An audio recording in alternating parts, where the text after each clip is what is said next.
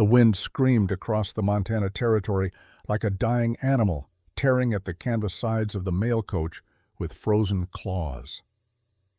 Inside, Margaret Chen pressed herself against the wooden seat, her fingers numb despite the worn leather gloves she'd borrowed from the Boston boarding house mistress 3 months ago. The 43 cents in her reticule represented everything she owned in this world. Everything else had been sold, traded, or left behind in the narrow rooms where her mother had dyed coughing blood into rags that Margaret had washed and rewashed until her hands cracked and bled. The coach driver, a weathered man named Hutchins, who smelled of tobacco and unwashed wool, had barely spoken to her during the 3-day journey from the railhead. Now he pulled the horses to a violent stop that sent Margaret sliding forward, her shoulder striking the seat opposite with bruising force. "End of the line," Hutchins announced, his voice muffled by the scarf wrapped around his face. Margaret peered through the ice-crusted window. Nothing, absolutely nothing but white. White earth, white sky, white air, thick with snow that moved horizontally in the savage wind. No buildings, no town, no sign of human habitation in any direction. "I don't understand," she said, hearing the tremor in her own voice and hating it. "The advertisement said Colfax would meet me in Stillwater Creek. Where is the town?" Hutchins climbed down from the driver's seat with the careful movements of a man whose joints protested every shift in temperature. When he opened the coach door, the wind burst in like an invader, stealing Margaret's breath and bringing tears that froze on her cheeks. "This is Stillwater Creek," Hutchins said flatly. "Or what's left of it. Town died 2 years back when the mining company pulled out. Colfax don't live here. Lives in Helena. Sends mail order brides out here, sees if they're suitable, sends most of them back." He studied her with eyes that had witnessed too much frontier cruelty to register surprise anymore. "Bank don't pay me to haul refuse back east, miss. You'll have to make your own arrangements." Margaret's mind, trained through years of balancing ledgers and tracking numbers that never lied, processed this information with mechanical efficiency. 43 cents would not purchase return passage on the coach, would not in fact purchase much of anything at all. She had sold her mother's silver teapot for $12, the cameo brooch for $8. The 6 books that had been her father's legacy for $2.50. All of it spent on the train fare, the coach fare, the boarding house fees between connections.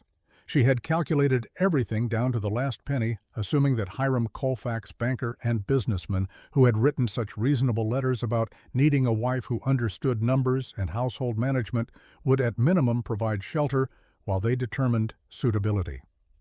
"Mr. Colfax sent for me specifically," Margaret said, forcing her voice to remain level. "He knows I'm arriving today. He sent money for the passage. He sends for lots of women," Hutchins replied, already hefting her single trunk down from the coach roof. The leather was cracked, the brass fittings tarnished, but it had belonged to her mother and contained everything Margaret owned that hadn't sold for enough to matter.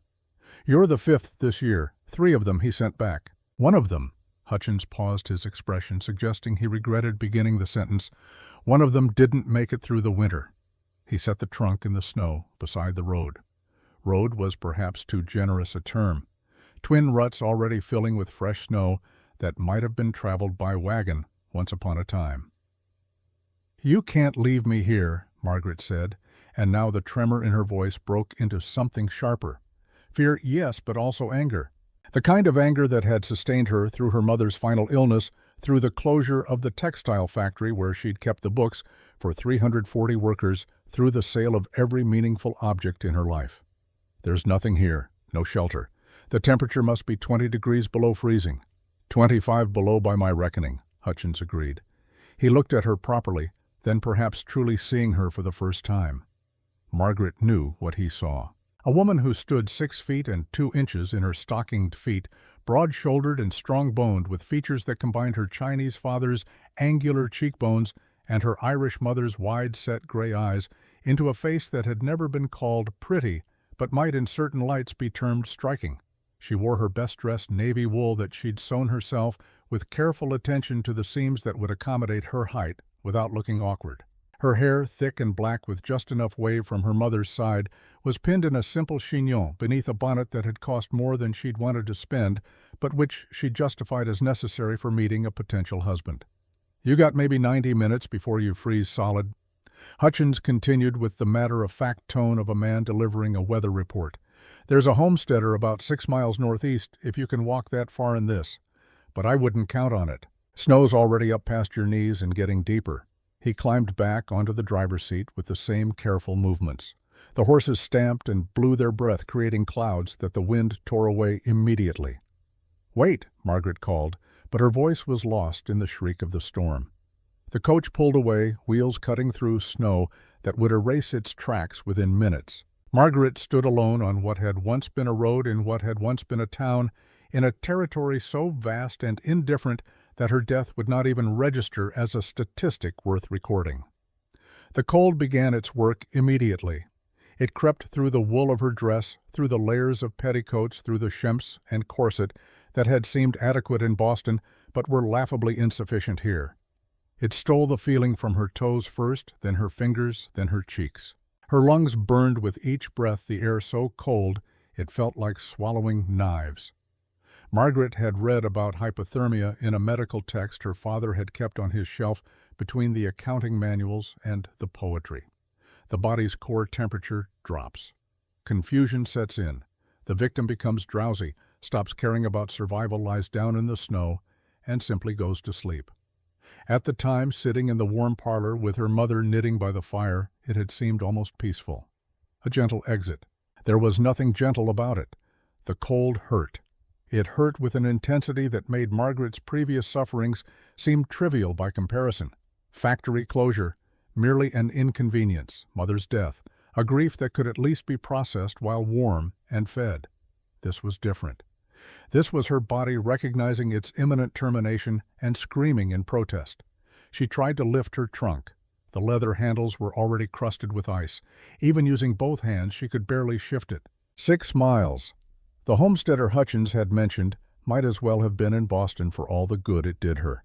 She could not walk 6 miles in knee-deep snow while carrying a trunk, could not walk 6 miles without the trunk, could not survive 90 minutes standing still. The mathematics of the situation arranged themselves in her mind with brutal clarity. No good options, only degrees of bad ones. Margaret abandoned the trunk. The decision came with surprising ease, perhaps because hypothermia was already affecting her judgment. She kept only her reticule tied securely around her wrist, containing the 43 cents and the last letter from Hiram Colfax, promising a new life in Montana Territory. The paper was worthless. The coins might purchase something, though from whom and where remained unclear. She began walking. Northeast Hutchins had said, though Margaret had no compass, and the snow obscured any landmarks that might have provided direction. The sun, wherever it hid behind the storm, gave no guidance. She could only move forward and hope that forward eventually led to something other than more white emptiness. The snow reached past her knees, just as Hutchins had predicted. Each step required lifting her leg high, plunging it forward into unmarked drifts that might be 6 inches deep or 3 feet, then dragging the other leg forward to repeat the process. Her skirts grew heavy with accumulated snow and ice. The wind pushed against her like a physical opponent, sometimes gusting so hard she had to stop and brace herself to avoid being knocked down. Time became meaningless. Margaret walked, fell, stood, walked again. Her feet went numb completely, which she understood from her reading was a bad sign. Frostbite, tissue death, amputation, if she somehow survived long enough to reach medical care. She thought about her father dead these 15 years from tuberculosis, contracted in the cramped conditions of Boston's Chinatown, where the only work available to Chinese immigrants involved either laundries or restaurants. He had been an accountant in Guangzhou, her mother had told her. Kept books for merchants who traded in silk and tea. But in Boston his credentials meant nothing. His English, though fluent, carried an accent that closed doors. He had died bent over a washboard, his hands cracked and bleeding from the lye soap. His lungs full of the same fluid that would eventually claim Margaret's mother. He had taught Margaret mathematics anyway. Taught her to see the beauty in balanced columns, in equations that always resolved to truth regardless of the prejudices of the men who might dismiss her abilities. Numbers don't care about your height, he'd told her when she'd come home crying at age 12, already towering over the boys in her class. Numbers don't care if you're Chinese or Irish or a woman. Numbers simply are. Margaret fell again. This time, getting up required several attempts. Her hands wouldn't close into fists anymore. The cold had stolen that function. She used her forearms to push herself upright, swaying like a drunk, and continued walking in what she hoped was still northeast. A sound cut through the wind, sharp, deliberate, not natural. Margaret stopped listening with the desperate intensity of a drowning person hearing a potential rescuer. The sound came again. 3 cracks in quick succession. Gunfire. Someone was shooting, and not randomly. 3 measured shots spaced for maximum audibility. She tried to shout, but her throat had frozen along with everything else. The sound that emerged was barely a croak. She stumbled forward, changing direction toward where she thought the shots had originated, though the wind made determining direction nearly impossible. More shots. Closer now. 3 again, the same pattern. A signal Margaret's still functioning mind supplied. Someone was firing a signal. "Here," she tried to call. "I'm here." The words were lost instantly, torn away by the wind that had taken everything else. Margaret kept walking, or crawling, or some combination of both. Her body was failing, but her mind still worked, still calculated. 3 shots. Pause. 3 more shots. A deliberate pattern designed to be heard over the storm. Someone was looking for her. Not for her specifically. Couldn't be. No one here knew she existed, except Hutchins, who had driven away without a backward glance. But someone was out in this hell deliberately firing signals into the storm, and that someone represented the only chance Margaret had of seeing another sunrise. She fell into a drift that proved deeper than the others. The snow closed over her head, and for a moment she was in a white tomb, buried alive, the cold crushing her from all sides. Panic gave her strength she didn't know remained. She thrashed upward, breaking through the surface, gasping for air that hurt so badly she almost preferred the suffocation. A shape materialized from the white chaos. Large, moving, Margaret's frozen mind couldn't process details beyond those basics.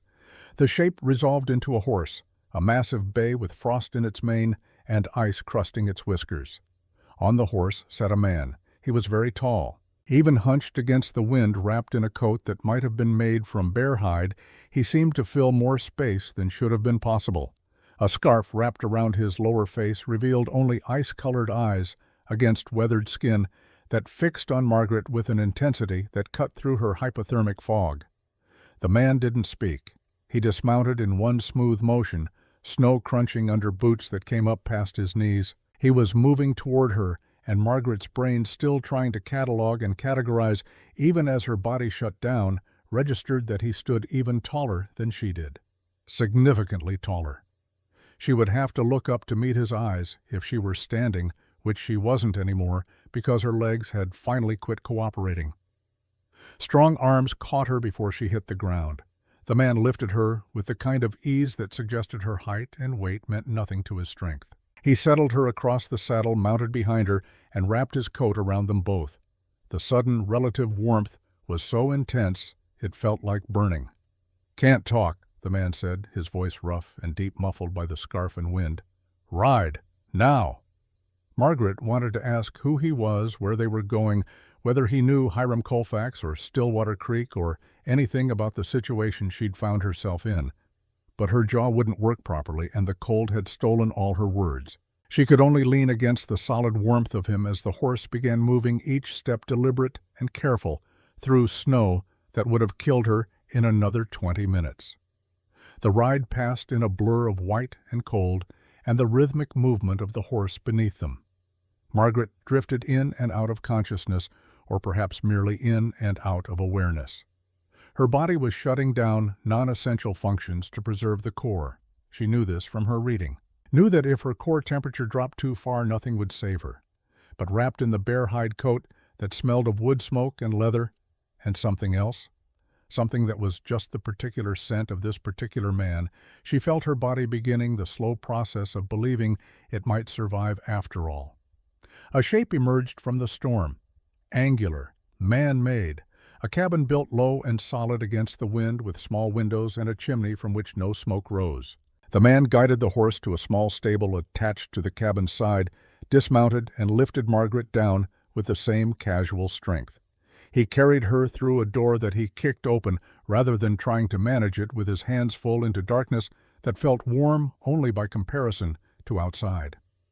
"Don't move," he commanded, setting her on something soft, a bed Margaret's mind supplied. She was sitting on a bed in a strange cabin with a strange man, and she should probably care about propriety but couldn't seem to summon the energy. She heard him moving around the cabin, the scratch of a match, the flare of lamplight that hurt her eyes, the sound of a fire being built in what must be a stove. Her eyes adjusted slowly to the light, and she took inventory of her surroundings with the same methodical approach she'd used for years when auditing the factory's books. The cabin was single-room, perhaps 20 feet by 15. Rough-hewn log walls chinked with what looked like a mixture of mud and grass. The floor was packed earth. An iron stove in one corner now beginning to radiate heat, and a table with 2 chairs. A narrow bed in the opposite corner, child-sized. The bed she currently occupied, adult-sized with a quilt that showed signs of careful mending. The man had removed his coat and scarf. Margaret catalogued his features with the same detached precision. Easily over 6.5 feet tall, broad through the shoulders in a way that suggested heavy physical labor. Perhaps 40 years old, though the weathering of his face made precise age difficult to determine. Dark hair shot through with gray at the temples, a scar that ran from his left eyebrow to his jaw, old and white against tanned skin. Hands that moved with competent efficiency as he fed wood into the stove. He turned those pale blue eyes on her, and Margaret realized she was staring. "Boots," he said. "Off now." It wasn't a request. Margaret tried to reach for her feet, but her hands still wouldn't cooperate properly. The man knelt in front of her without ceremony and began unlacing her boots himself.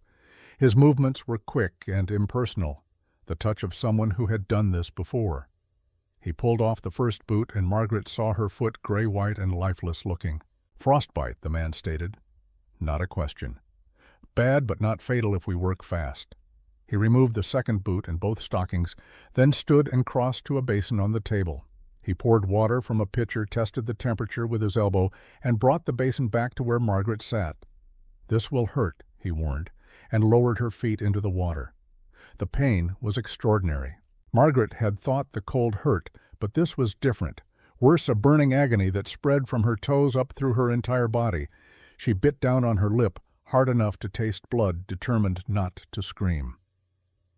The man watched her feet with clinical attention, occasionally adding water from the pitcher to maintain the temperature. "Fingers next," he said after several minutes that felt like hours. He removed her gloves, and Margaret saw that her fingers had the same gray-white appearance as her toes. He placed her hands in a second basin of tepid water, and the burning started all over again. This time Margaret couldn't entirely suppress the whimper that escaped. "Better to feel it," the man said, his tone not unkind. "Means the tissue's still alive." "Who?" Margaret managed through chattering teeth. "Are you Samuel Bridger?" he replied. "Homesteader. Only person living within 40 miles. He studied her face properly for the first time. "You're the mail-order bride, meant for Colfax." It wasn't a question, but Margaret nodded anyway. "He's not coming," Samuel Bridger said flatly. "Never does. Sends women out, looks at what the coach brings, sends them back if they don't suit." The driver said, Margaret paused, fighting to make her mouth form words properly, said something similar. "Hutchins," Samuel's jaw tightened. "Takes Colfax's money, dumps women in the snow, goes back to Helena. You're the 5th this year." What happened to the others? Samuel was quiet for a long moment, his attention fixed on her feet soaking in the basin. 2 went back on the next coach. Cost them everything they had, but they survived. One works as a servant in Helena now. Colfax owns the boarding house, keeps her in debt for room and board. Another pause. The 4th one didn't make it through January.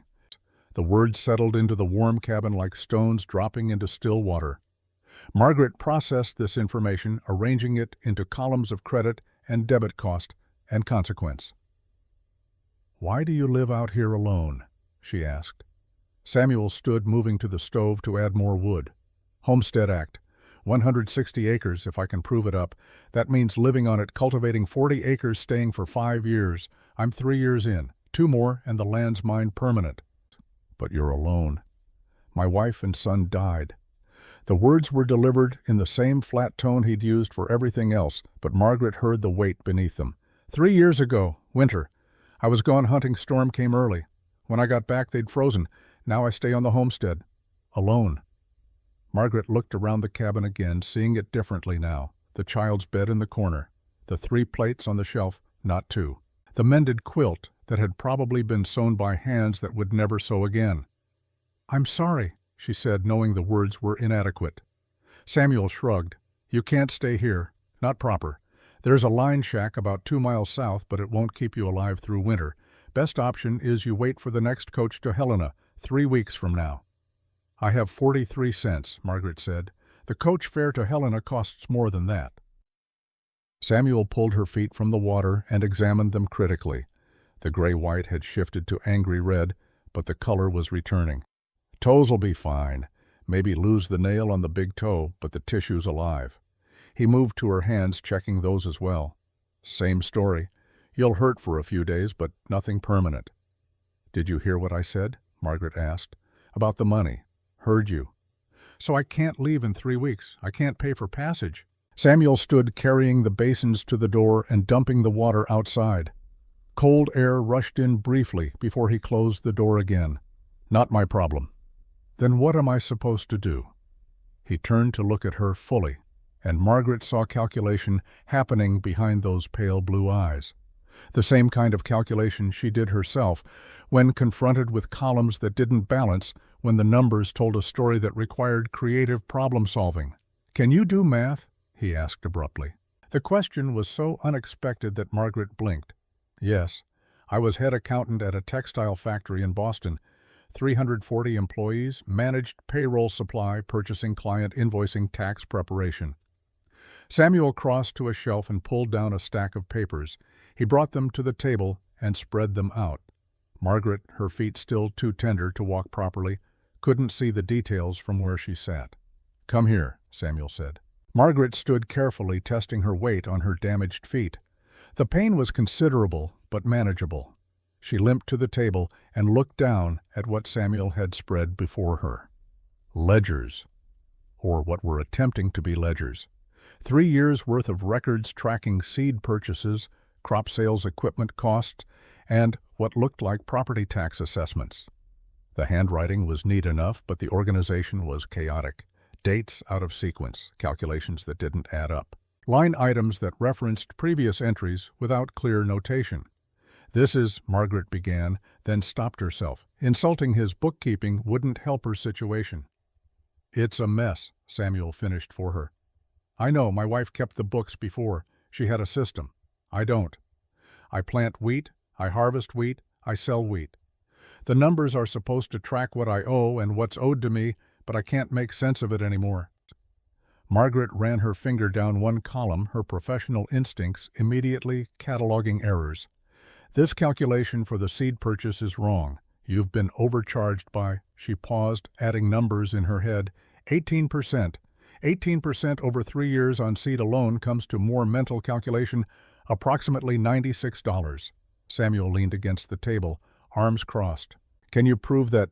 Give me an hour with these records and I can give you a complete accounting of where you're being overcharged, where you're losing money due to poor timing on sales, and where you could increase profit through better market awareness." 1 hour, possibly 2 if the records go back further than what I'm seeing here. Samuel was quiet for a long moment, studying her with an expression Margaret couldn't quite read. Finally he said, "I need someone who can manage the books, keep track of seed fertilizer equipment depreciation, monitor the Chicago grain prices and time the sales, handle the tax assessments from the territorial government, calculate what I'll need for next year's planting based on projected yield." "That's a significant amount of work," Margaret observed. $25 a month, Samuel said, plus room and board. There's a cabin about 200 yards from here. Needs some repair, but it's sound. You'd have your own space, privacy. This arrangement would be purely professional." Margaret's mind worked quickly, calculating. $25 a month. In 3 weeks the coach would return, but she'd have earned approximately $18 by then, still not enough for passage. But in 2 months she'd have $50. enough to get back to Boston and perhaps have something left over to restart her life there. Except Boston held nothing for her anymore. The factory was closed. Her mother was dead. The boarding house where she'd lived would have rented her room to someone else by now. The women she'd worked with at the factory would have scattered, looking for work in other cities, other factories. "Why would you offer this to me?" Margaret asked. "You don't know me. I could be incompetent, dishonest." "Could be," Samuel agreed. "But you're educated, you claim expertise in accounting, and you're desperate enough that you won't have better options. That last part matters. Someone desperate is someone who'll work hard to prove their worth." It was cold logic, but Margaret couldn't fault it. She was desperate. And she did have expertise that could be valuable. The question was whether she trusted this man, this stranger who lived alone in a cabin that still held the ghosts of his dead family. "The cabin you mentioned," Margaret said. "How far did you say it was?" 200 yards, south side. Used to be storage, but we'd started fixing it up before—" He stopped the sentence hanging unfinished. "Before his wife and son died. Before he'd become a man who lived alone and saved mail-order brides from freezing in blizzards." "I'd like to see it," Margaret said. "Before I decide." Samuel nodded. He fetched her boots, which had been drying near the stove, and helped her put them on. Her feet protested, but the leather had warmed and softened. He handed her the bear hide coat and wrapped his own wool coat around himself, then led her outside. The storm had lessened slightly.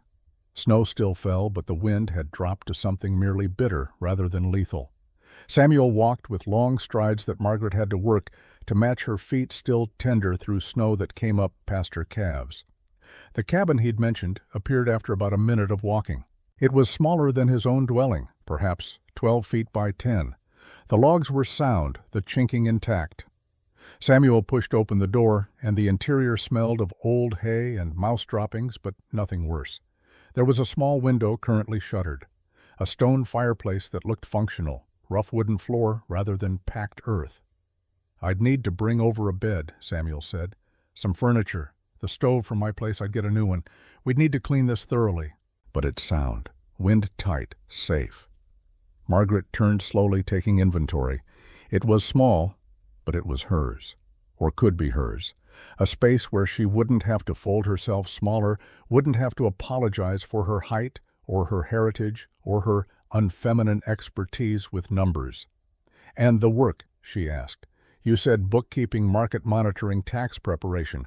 What else?" "That's it," Samuel said. "I'm not looking for a cook or a housekeeper. I manage that myself. I need someone who can make sense of the business side. Someone who can tell me if I'm being cheated, if I'm timing sales wrong, if I'm missing opportunities." "What about Hiram Colfax?" Margaret asked. "Won't he object to me staying here?" Samuel's expression hardened. "Colfax owns the bank in Helena, holds the mortgage on most of the homesteads in this territory, including mine. But he doesn't own me, and he doesn't dictate who I hire." He paused. "Though he'll likely try to make trouble. He usually does when his mail-order arrangements don't work out the way he planned." "What kind of trouble?" "Legal kind, probably. He's got lawyers. Might claim you're contracted to him, might try to collect debt for the coach fare. Might find some other angle." Samuel looked at her directly. "You take this job, you're taking on his displeasure, along with it. Worth knowing that up front." Margaret thought about the 43 cents in her reticule. About Boston with its closed factories and rented rooms she could no longer afford. About the 5 mail-order brides Hiram Colfax had sent for and discarded like defective merchandise. "I'll take the job," she said. $25 a month, room and board professional arrangement only." Samuel extended his hand, and Margaret shook it. His grip was firm and warm and calloused from years of physical labor. "I'll bring supplies over tomorrow. Start cleaning this place out. You can stay in my cabin tonight. I'll sleep in the barn with the horse." "That's not necessary," Margaret protested. "It's proper," Samuel said flatly. "People talk even out here. Bad enough you're working for an unmarried man. Worse if you're sleeping under his roof." They walked back through the snow to Samuel's cabin. He built up the fire in the stove and showed Margaret where the food supplies were kept. Salt pork, dried beans, flour, a bit of coffee. Simple provisions for a simple life. "I'll be back at dawn," Samuel said, pulling on his coat. "Help yourself to whatever you need. There's a bar for the door. Use it." He left without further ceremony, the door closing behind him with solid finality. Margaret stood alone in the cabin of a dead woman, wearing a dress soaked through with melted snow, her feet aching, and her future uncertain. She moved to the shelf where Samuel kept his ledgers and pulled down the stack of papers he'd shown her earlier. Professional curiosity, she told herself, just getting a sense of what needed to be done. But as she spread the documents across the table and began sorting them by date, as her trained eye caught errors and inconsistencies that would have made her wince back at the factory, Margaret felt something she hadn't experienced since her mother's death. Purpose. The numbers didn't care that she was too tall, didn't care that her father had been Chinese or her mother Irish, didn't care that 5 men had broken engagements when they'd met her in person and seen that she stood taller than they did. Numbers simply were. And Margaret knew how to make them tell the truth. She worked through the night, occasionally adding wood to the stove, her damaged feet propped on the second chair. By the time pale light began filtering through the small window, she had reorganized 3 years of chaotic records into clear categories. Seed purchases, equipment costs, harvest yields, sale prices and dates, property taxes, transportation fees. The picture that emerged was troubling. Samuel Bridger was being systematically overcharged by nearly every merchant he dealt with, not dramatically enough to be obvious, but consistently enough that it added up. The seed dealer charged 18% over fair market value. The equipment supplier added mysterious surcharges that appeared nowhere in the written agreements. The grain buyer in Helena paid 15% below the Chicago market price and did so on the least favorable dates. Over 3 years, these overcharges totaled $380. More than a year's worth of profit siphoned away through numbers that Samuel either couldn't read or couldn't interpret. Margaret heard boots on the wooden steps outside. She stood wincing as her feet protested and moved to open the door. Samuel stood on the threshold carrying a bucket of what appeared to be snow for melting into wash water. He looked past her to the table where she'd spread out his records, now sorted into neat stacks with handwritten notes explaining each category. "You said an hour," he observed. "Maybe 2. "I couldn't sleep," Margaret admitted, "and the work needed doing." Samuel set down the bucket and moved to the table. He picked up the top sheet from one stack, a summary Margaret had written detailing the seed overcharges. He read it slowly, his lips moving slightly as he processed the numbers. $380, he said finally. "Over 3 years. "That I can prove with documentation," Margaret confirmed. "There may be more that I haven't found yet." "Your wife's system," she hesitated, not wanting to criticize a dead woman, "was organized according to a logic I haven't fully deciphered. But based on what I can verify, yes, $380 minimum." Samuel set the paper down carefully. "That would have been enough to buy a new plow, upgrade the seed drill, maybe hire help during harvest." "Or save for emergencies," Margaret added quietly. Samuel looked at her and Margaret saw understanding pass between them.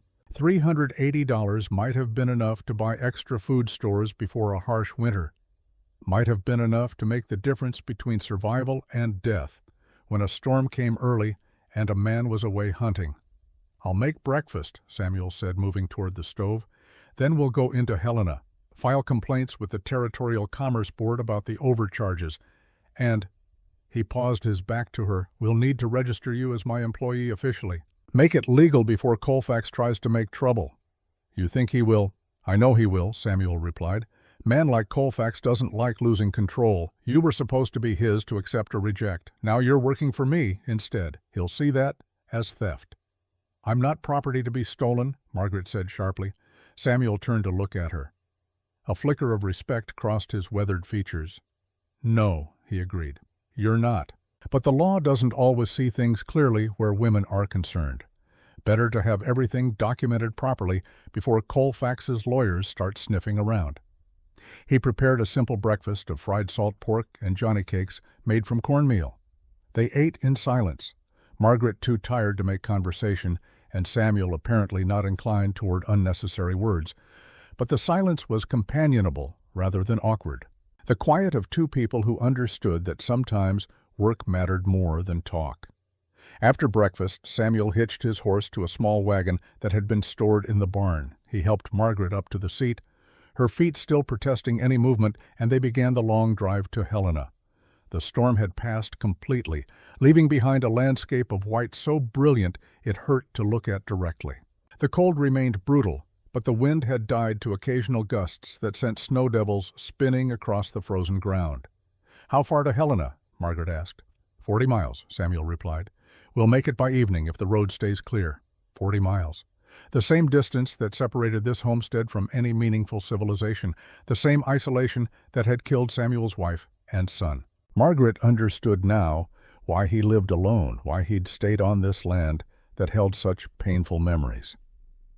The Homestead Act required 5 years of continuous residence and cultivation. Leaving meant forfeiting everything. Starting over somewhere else meant abandoning the only thing Samuel had left of the life he'd tried to build. They rode in silence for the first hour. Then Samuel said without preamble, "You'll need warmer clothes. What you're wearing won't survive Montana winter." "I have one other dress," Margaret replied, "and a coat that's serviceable." "Not good enough. We'll stop at the Mercantile in Helena, get you proper winter gear, wool pants if you're willing, canvas coat lined with sheepskin, boots rated for 40 below." "I can't afford that," Margaret protested. "Take it out of your wages," Samuel said, "or consider it a business expense. Can't have my accountant freezing to death before she finishes straightening out my books." There was the faintest hint of humor in his voice. Margaret glanced at him and saw what might have been the ghost of a smile pulling at the corner of his mouth. "Accountant," she repeated. "I like the sound of that. Better than mail-order bride." "Significantly better," Margaret agreed. They reached Helena as the sun was setting, painting the snow-covered mountains in shades of orange and pink that would have been beautiful if Margaret hadn't been too cold and exhausted to appreciate them. The territorial capital was larger than she'd expected, with actual streets and brick buildings and the kind of civilization that seemed impossible after days of seeing nothing but white emptiness. Samuel drove directly to a building that proclaimed itself to be the Territorial Commerce Office. Inside, a clerk who looked barely old enough to shave sat behind a desk covered with papers and ink stains. "Help you?" the clerk asked, not looking up from whatever he was writing. "Need to register an employee," Samuel said. "Official capacity." That got the clerk's attention. He looked up first at Samuel, then at Margaret, his eyes widening slightly as he took in her height. "Employee," the clerk repeated. "What kind of work?" "Accounting and business management," Samuel replied, "for my homestead operation." The clerk pulled out a form and began filling it in with practiced efficiency. Name, age, place of origin, nature of employment, compensation terms. He had Samuel and Margaret both sign at the bottom, witnessed the signatures himself, and stamped the document with official-looking seal. "That'll be $2 filing fee," the clerk said. Samuel paid from a small leather pouch that he kept in his coat pocket. The clerk gave him a copy of the registered document, and the transaction was complete. "One more stop," Samuel said as they left the office. "Bank." Margaret's stomach tightened. "Colfax's bank. Only bank in Helena," Samuel confirmed. "But we're not there to see him. Need to file the overcharge complaints officially. Documentation for the Territorial Review Board." The bank was impressive, 3 stories of brick with brass fittings that gleamed even in the fading light. Inside, polished wood counters and tellers in neat suits created an atmosphere of prosperity and permanence. Behind a glass-walled office at the back, Margaret could see a man who matched the description from Hiram Colfax's letters. Average height, thinning hair, expensive suit. He was speaking with someone Margaret couldn't see from her angle. Samuel approached one of the tellers and presented the evidence Margaret had compiled. The teller, a young man with nervous hands, looked increasingly uncomfortable as he read through the documentation. "These are serious accusations," the teller said quietly. "Mr. Henderson, at the seed company, he's been doing business in Helena for 20 years. 20 years of overcharging, apparently," Samuel replied. "The numbers don't lie." "I'll need to show this to Mr. Colfax," the teller said. "He'll want to review it personally before we file anything with the Territorial Board." "Fine," Samuel said. "We'll wait." The teller disappeared into the glass office. Through the window, Margaret watched him present the documents to Hiram Colfax. She saw Colfax's expression change from mild interest to something harder as he read. His eyes lifted from the papers and found her through the glass. His gaze was cold and calculating, and Margaret felt her spine straighten instinctively, refusing to be diminished by a man she'd never even met. Colfax stood and walked out of his office with the unhurried pace of someone who owned the building and knew it. He stopped in front of Samuel and Margaret, the documents held in one manicured hand. "Mr. Bridger," Colfax said pleasantly, "I see you've brought my mail-order bride to visit." "Miss Chen is my employee," Samuel said flatly. "Registered with the territorial office as of this afternoon. Here on business regarding merchant overcharges." Colfax's smile never wavered, but his eyes went even colder. "I'm afraid there's been a misunderstanding. Miss Chen traveled to Montana Territory under a contractual arrangement with me. She owes $47 for coach fare and associated expenses. Until that debt is satisfied, she's not free to enter other employment." "Show me the contract," Margaret said. Colfax turned his attention to her fully for the first time. His gaze traveled from her face down to her feet and back up again in a deliberate assessment that made her skin crawl. "The contract is implied by the terms of mail order arrangement," Colfax replied smoothly. "Montana territorial law recognizes such agreements as binding. I paid for your passage. You are therefore obligated to me until such time as either a formal marriage is contracted or the debt is repaid with interest." "What interest rate?" Margaret asked. "Standard commercial rate, 8% per annum." "Calculated how simple or compound?" Colfax's smile thinned slightly. "I don't see how that's relevant." "It's extremely relevant if you're claiming legal debt," Margaret replied. She felt Samuel's presence solid and steady beside her, giving her courage to press forward. Under territorial law, any debt claimed must have clear terms established in writing prior to expenditure. I never signed any agreement. I never received any documentation of terms. Therefore, no legal debt exists. "The expenditure was made in good faith," Colfax countered. "Good faith doesn't create legal obligation without mutual consent," Margaret said. "If it did, you could claim I owed you for the air I breathed while riding in a coach you paid for." Several of the bank employees had stopped working to watch the exchange.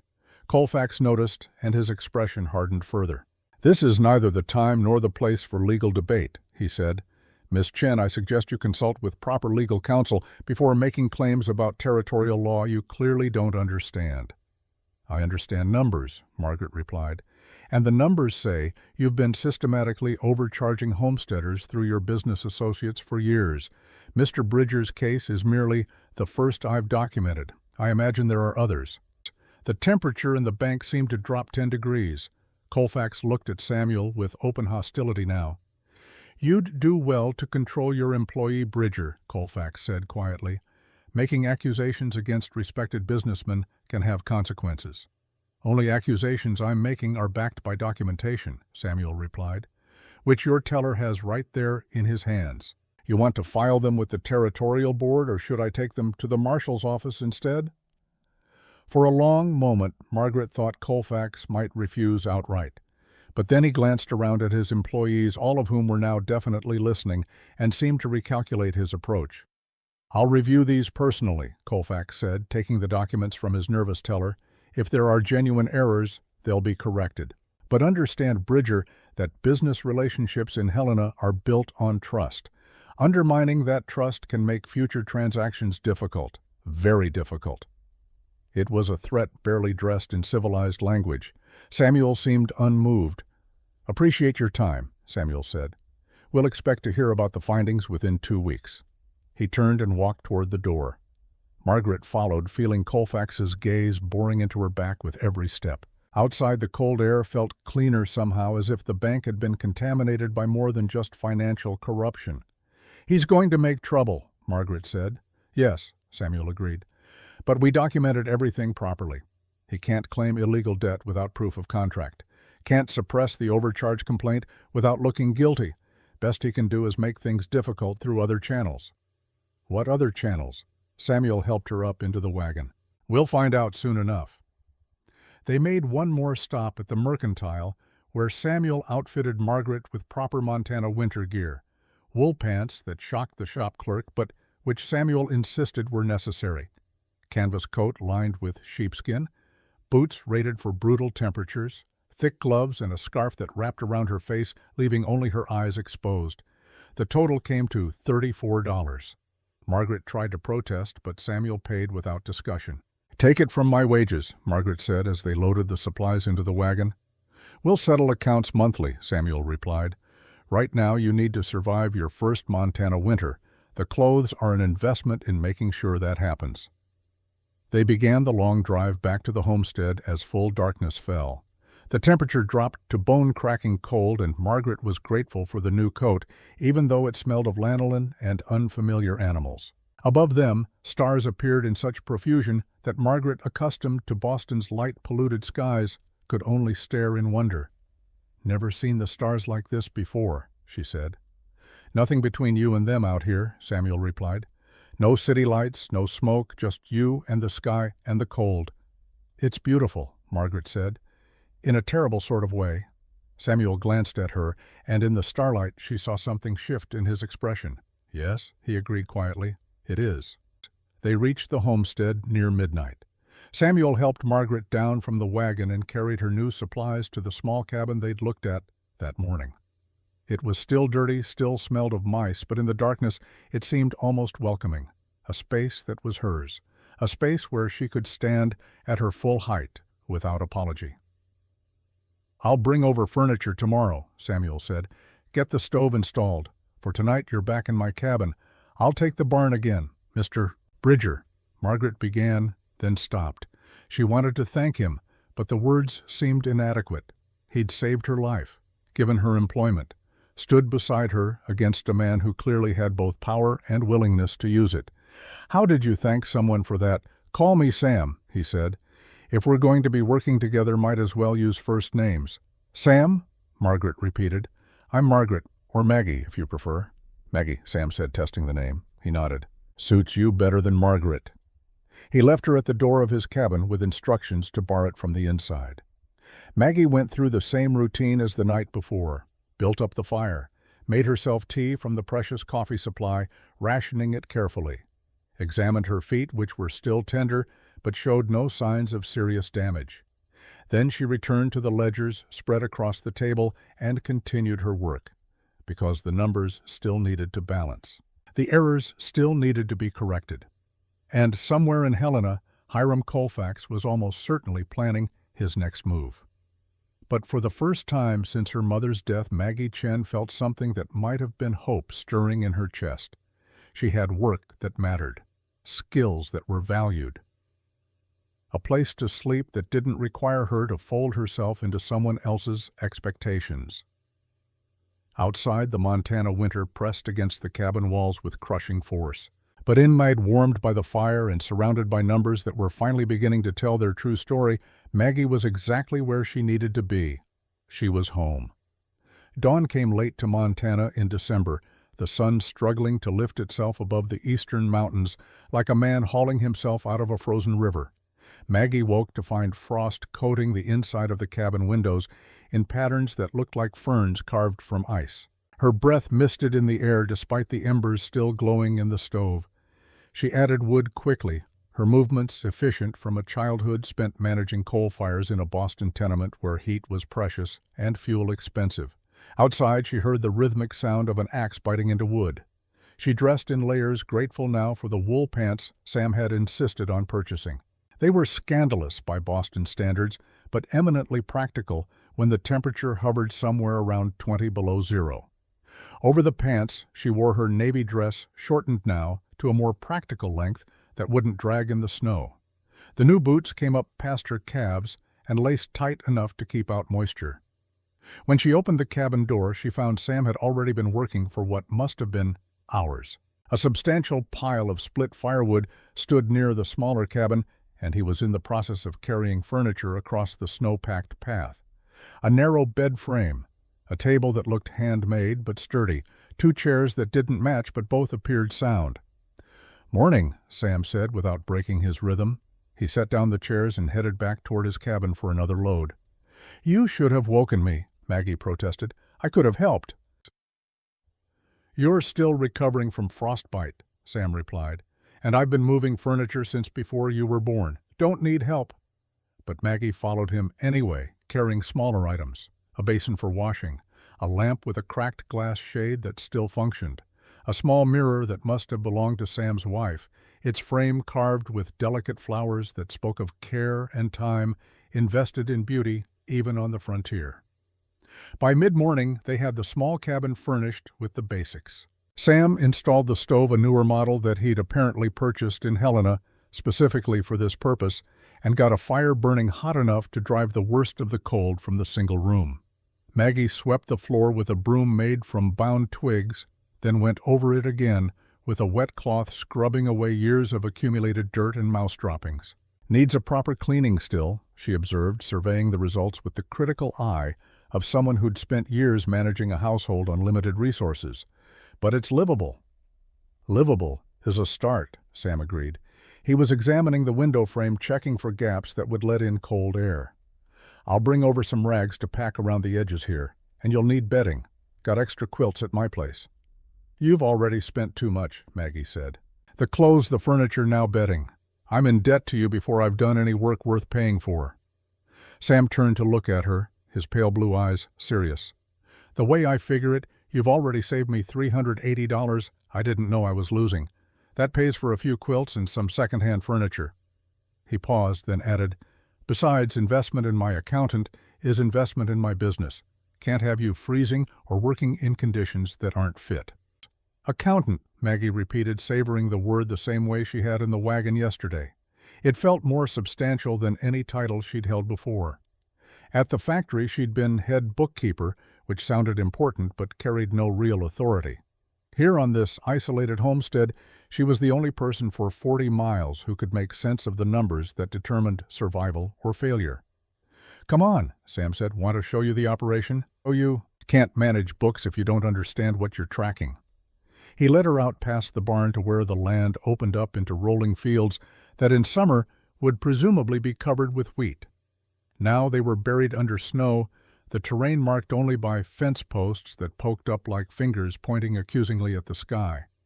Sam walked along the fence line, Maggie beside him, their boots crunching in the frozen crust. 160 acres total, Sam explained. Homestead Act requires cultivating 40 of it. I've got 52 under production. Wheat, mostly some oats for the horses. Soil's good when there's enough rain, which there isn't always. He gestured toward a section where the fence line curved. That's where the irrigation would go if I could afford it. Channel from the creek-controlled gates. Would increase yield by maybe 30%. How much would irrigation cost? Maggie asked, her mind already calculating. Equipment and labor. Maybe $200. But I don't have $200. What I have is debt to Colfax's bank and enough margin to survive year to year if the weather cooperates and the grain prices hold. They walked further, Sam pointing out the sections where he'd planted different varieties of wheat, explaining the rotation schedule he used to keep the soil healthy, describing the challenges of the short growing season and the constant threat of early frost or hail that could destroy months of work in minutes. Maggie listened and observed and mentally cataloged everything. The fence that needed repair in the northwest section, the barn roof that showed signs of sagging under snow weight, the equipment shed that held a seed drill, a harrow, and a plow that Sam had clearly maintained with obsessive care, but which were nevertheless aging past their prime functionality. "The seed drill," Maggie said. "How old? Bought it 7 years ago, before Anna and Jesse died. Cost $80, then probably cost twice that now. And how long does equipment like that typically last?" Sam shrugged. "Depends on maintenance and usage. This one's got maybe 3 more seasons before something critical breaks and it's not worth repairing." Maggie filed that information away. 3 years. Which meant she needed to be factoring in replacement cost saving incrementally, so that when the seed drill finally failed, Sam wouldn't be facing a crisis that could destroy the entire operation. They returned to the main cabin where Sam had laid out 3 years' worth of correspondence with grain buyers, equipment suppliers, and the Territorial Tax Office. Maggie spread the letters across the table, organizing them by sender and date, her trained eye catching patterns that Sam would never have noticed. "Your grain buyer in Helena," Maggie said, holding up a series of letters. "He's been paying you 15% below Chicago market price, consistently, for 3 years. "Chicago's a long way from Montana," Sam replied. "Transportation costs eat into the price. Transportation from Montana wheat fields to Helena is maybe 50 miles. Transportation from Helena to Chicago is over 1,000 miles by rail. Yet he's charging you as if you're responsible for the full distance." Maggie pulled out another letter. "And look here, he's dating his purchases according to when he receives the wheat, not when you deliver it. That lets him claim whatever price was current on his received date, which is always lower than the date you actually brought the grain in." Sam leaned over the table, reading the letters more carefully. "Son of a bitch," he said quietly. "It gets worse," Maggie continued. "He's part owner in the transportation company he uses to ship wheat to Chicago, so he's profiting twice. Once by underpaying you, once by overcharging himself on paper for transportation costs that he then uses to justify the low purchase price. Can you prove that, given access to territorial business registration records? Yes. It'll take time, but the pattern is clear enough that a territorial commerce investigator would find it easily once they knew where to look." Sam sat down heavily in one of the mismatched chairs. "I trusted him, Ben Carter, known him 5 years. He came to Anna's funeral, brought food, told me if I ever needed anything to just ask." "People who steal from you often make the best friends first," Maggie said quietly. "It's easier to rob someone who trusts you." They spent the rest of the morning going through every document Sam had kept, and Maggie began to see the full scope of what had been done to him. Not just carelessness or unfortunate business dealings. Systematic exploitation by people who knew that a widower struggling alone on an isolated homestead wouldn't have the time or expertise to catch their schemes. The seed supplier sold Sam varieties that were marked up 18%, and which, according to the agricultural reports Maggie found referenced in other correspondence, were inferior strains that would naturally produce lower yields. The equipment maintenance company charged for repairs that either weren't necessary or weren't performed. The territorial tax assessor had Sam's acreage listed incorrectly, resulting in higher property taxes than legally owed. It was death by 1,000 small cuts. Each individual overcharge or unnecessary expense seemed almost trivial. But accumulated over 3 years, they represented the difference between a homestead that could thrive and one that merely survived year to year with no hope of improvement. "How much total?" Sam asked when Maggie finally set down her pen after hours of calculations. $637, Maggie replied. "That I can document with certainty. There's probably more that I can't prove because the records don't go back far enough or were never kept properly." $637, more than 2 years of profit for a homestead this size, enough to have purchased irrigation equipment, upgraded the aging seed drill, hired seasonal labor during harvest, built reserves against bad years. Enough to have made the difference when a storm came early and food ran short.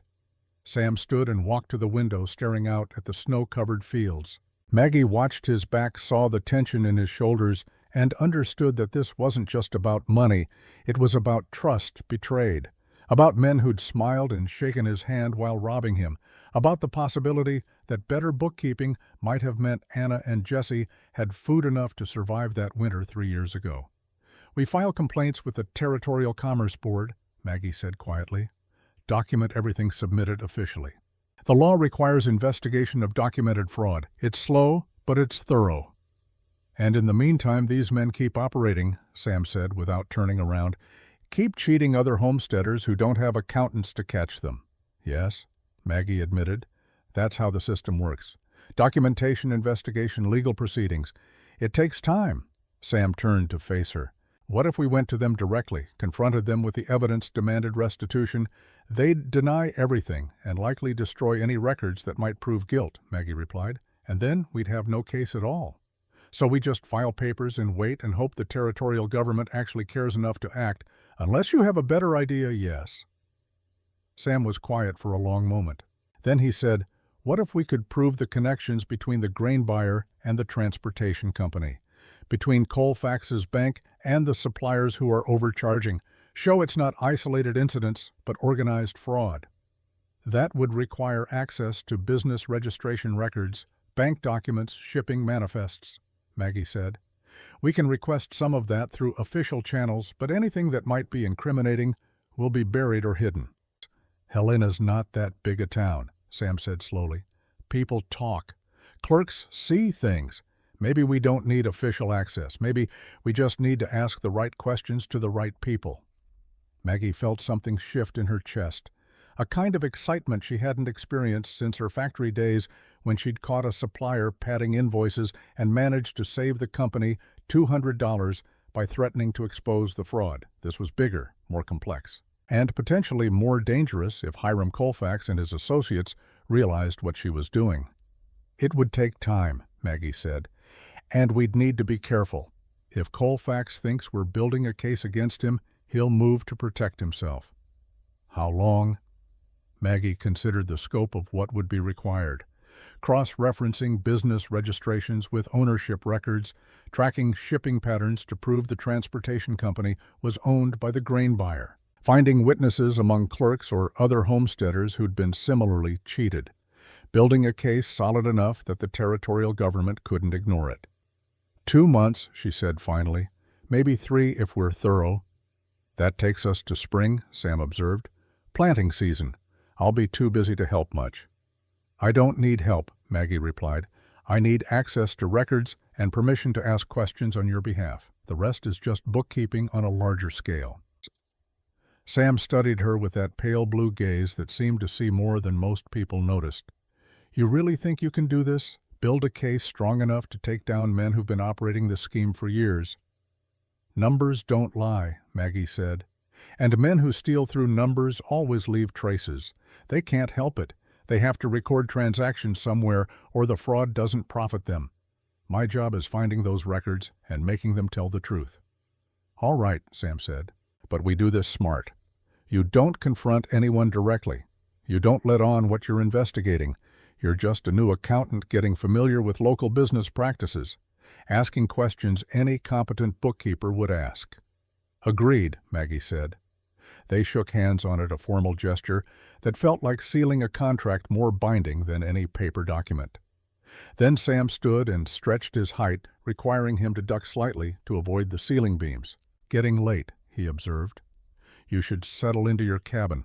I'll bring over supper in an hour or so. Nothing fancy, but it'll be hot. After Sam left, Maggie walked the short distance to her new home. The small cabin was warm now from the stove that had been burning all day. She'd left the window shutters open, and late afternoon sun streamed through the wavy glass, creating patterns on the rough wooden floor. She unpacked her few belongings, the extra dress carefully folded. Her mother's hairbrush, the bristles worn but still functional. A small daguerreotype of her parents on their wedding day, both young and hopeful and unaware of how hard their lives would become. A notebook that had belonged to her father filled with accounting exercises he'd used to teach her mathematics when she was barely old enough to hold a pen. Maggie set the daguerreotype on the table where she could see it while working. Her father stared out from the image with serious eyes that she'd inherited. Her mother smiled slightly, the Irish beauty that had attracted a Chinese immigrant despite the scandal it would cause in both their communities. I'm an accountant now, Maggie told the image quietly, working for a homesteader in Montana Territory. It's not what you planned for me, but I think you'd understand. Her father had taught her that dignity came from competence, that respect had to be earned through skill rather than inherited through birth or gender. Her mother had taught her that survival sometimes required accepting help, but never required accepting humiliation. Together, they'd given her tools to navigate a world that didn't make space for women who stood 6 feet 2 inches tall and had accounting expertise that threatened men who preferred their women decorative rather than competent. A knock at the door interrupted her thoughts. Sam stood outside holding a covered pot that steamed in the cold air. "Stew?" he said. "Venison, potatoes, carrots. Nothing special, but there's plenty." He came inside and set the pot on the stove to keep warm. Maggie got out the 2 bowls and spoons she'd brought from Sam's cabin, and they served themselves in quiet understanding. The stew was simple but well-made, the kind of food that prioritized nutrition over presentation. They ate at the small table, the evening light fading outside as the sun dropped behind the western mountains. "Tell me about your wife," Maggie said, then immediately regretted the question when she saw Sam's expression close like a door slamming shut. But after a long moment he said, "Anna, from Wisconsin originally, came west with her parents who were looking for farmland. I met her at a church social in Helena. She was tall for a woman, 5'10", smart. Could calculate planting schedules in her head faster than I could do them on paper." He paused, staring into his bowl. "She understood the land, understood what it took to make a homestead work. We built this place together, every fence post, every cleared acre." "How long were you married?" 7 years. Jesse was born in year 3. Perfect little boy. Had Anna's eyes and my stubborn streak." Sam set down his spoon, the food apparently forgotten. "Winter of '80. I went hunting because we were short on meat stores. Planned to be gone 3 days. Storm came in on day 2, worse than anything I'd seen before. Tried to get back, but the snow was so deep the horses couldn't move. Took me 5 days to make it home." He stopped talking, and Maggie waited, understanding that some stories required time to tell. "They were in the bed," Sam continued finally. "Anna and Jesse both. She'd wrapped him in every blanket we owned, kept him warm as long as she could. But the food ran out, and the cold just kept coming, and I wasn't there." His voice was flat now, emotionless, in the way of someone who'd told this story to himself so many times the words had lost their power to wound. "Found them frozen, still holding each other." "I'm sorry," Maggie said, knowing the words were inadequate but having nothing else to offer. "Buried them in spring when the ground thawed, on the ridge overlooking the wheat fields. Anna loved that view." Sam looked up and his pale eyes met Maggie's directly. "I stayed on the homestead because leaving would mean their deaths accomplished nothing. If I complete the 5 years, get the land title, then at least what we built together becomes permanent, becomes something that lasts after we're all gone." Maggie understood. It wasn't about the land itself or even about the wheat that grew here. It was about legacy, about making meaning from tragedy, about refusing to let death erase the work and hope and love that had been invested in this frozen patch of Montana territory. "The bookkeeping," Maggie said carefully. "When did it start falling apart?" "After Anna died. She'd kept everything organized, had a system I never learned. I tried, but I was working sunup to sundown just to keep the place running. Didn't have time to figure out her notation or cross-reference the correspondence. Just paid what people said I owed and sold when they said the price was right." Sam shook his head. "Now I know they were stealing from me the whole time, taking advantage of a widower who didn't know better." "We'll get it back," Maggie said with more confidence than she entirely felt, "or most of it anyway, and we'll make sure they can't do it to anyone else." Sam studied her for a moment. "You're not what I expected when I rode out into that storm." "What did you expect? Another woman who'd freeze because she wasn't prepared. Another body I'd have to bury come spring." He stood and collected the empty bowls. "Instead, I got someone who can see through Ben Carter's grain schemes and isn't afraid to call Hiram Colfax a thief to his face in his own bank." "I've spent my whole life being underestimated," Maggie replied, "by men who thought my height made me unfeminine, by factory owners who thought my Chinese father made me untrustworthy, by a society that thought my mother marrying outside her race made me illegitimate. I learned young that the only way to survive was to be better, smarter, more competent than anyone expected." "Well," Sam said something that might have been approval in his voice, "you're certainly that." After he left, Maggie banked the fire in the stove and prepared for bed. The narrow mattress was stuffed with straw and covered with quilts that smelled faintly of cedar from the chest where they'd been stored. She lay in the darkness, listening to the wind moving around the cabin like a living thing searching for a way inside. This was her home now, this small, rough cabin on an isolated homestead where the nearest neighbor was 40 miles away, where winter tried to kill you if you weren't constantly vigilant, where men like Hiram Colfax ran schemes that stole from people who were just trying to survive. But it was also a place where her height didn't matter, where her expertise was valued, where she could stand at her full 6 feet 2 inches and no one looked at her like she was a curiosity or a mistake. Maggie pulled the quilts closer and felt something unfamiliar settling into her bones. Not quite happiness, not yet, but possibility. The sense that here in this unlikely place she might finally build a life that belonged to her rather than fitting into spaces other people had defined. Outside, the wind howled and the temperature dropped to 30 below, and the stars wheeled overhead in their ancient patterns. Inside, warm and safe, Maggie Chen slept the sleep of someone who'd found work worth doing and a purpose worth fighting for. The next morning brought the kind of bitter cold that made breathing painful and froze moisture in the air into tiny ice crystals that glittered in the weak sunlight. Maggie dressed in layers again and made her way to Sam's cabin, where she found him already preparing for a trip to Helena. "Need to pick up supplies before the next storm," he explained. "You want to come could start asking some of those careful questions you mentioned," Maggie considered. Helena meant potential access to records, meant opportunities to observe how Colfax and his associates operated, meant beginning the investigation that might eventually expose the full scope of the fraud. "Yes," she said, "I'll come." They set out an hour later, the wagon loaded with empty grain sacks that Sam planned to fill with supplies. The road to Helena was marginally better than it had been during the storm, packed down by other traffic into hard ruts that the wagon followed with bone-jarring consistency. "First stop is the Territorial Records Office," Maggie said. "I need to see business registration documents for Carter's grain operation and the transportation company." "Won't they ask why?" "I'm a newly employed accountant familiarizing myself with local business structures. Completely normal for someone in my position." Maggie pulled out a small notebook where she'd begun organizing her investigation strategy. "After that, I want to visit the grain exchange and observe how prices are posted. Then the bank to check on standard interest rates for agricultural loans." "You've thought this through," Sam observed. "Planning is half of accounting," Maggie replied.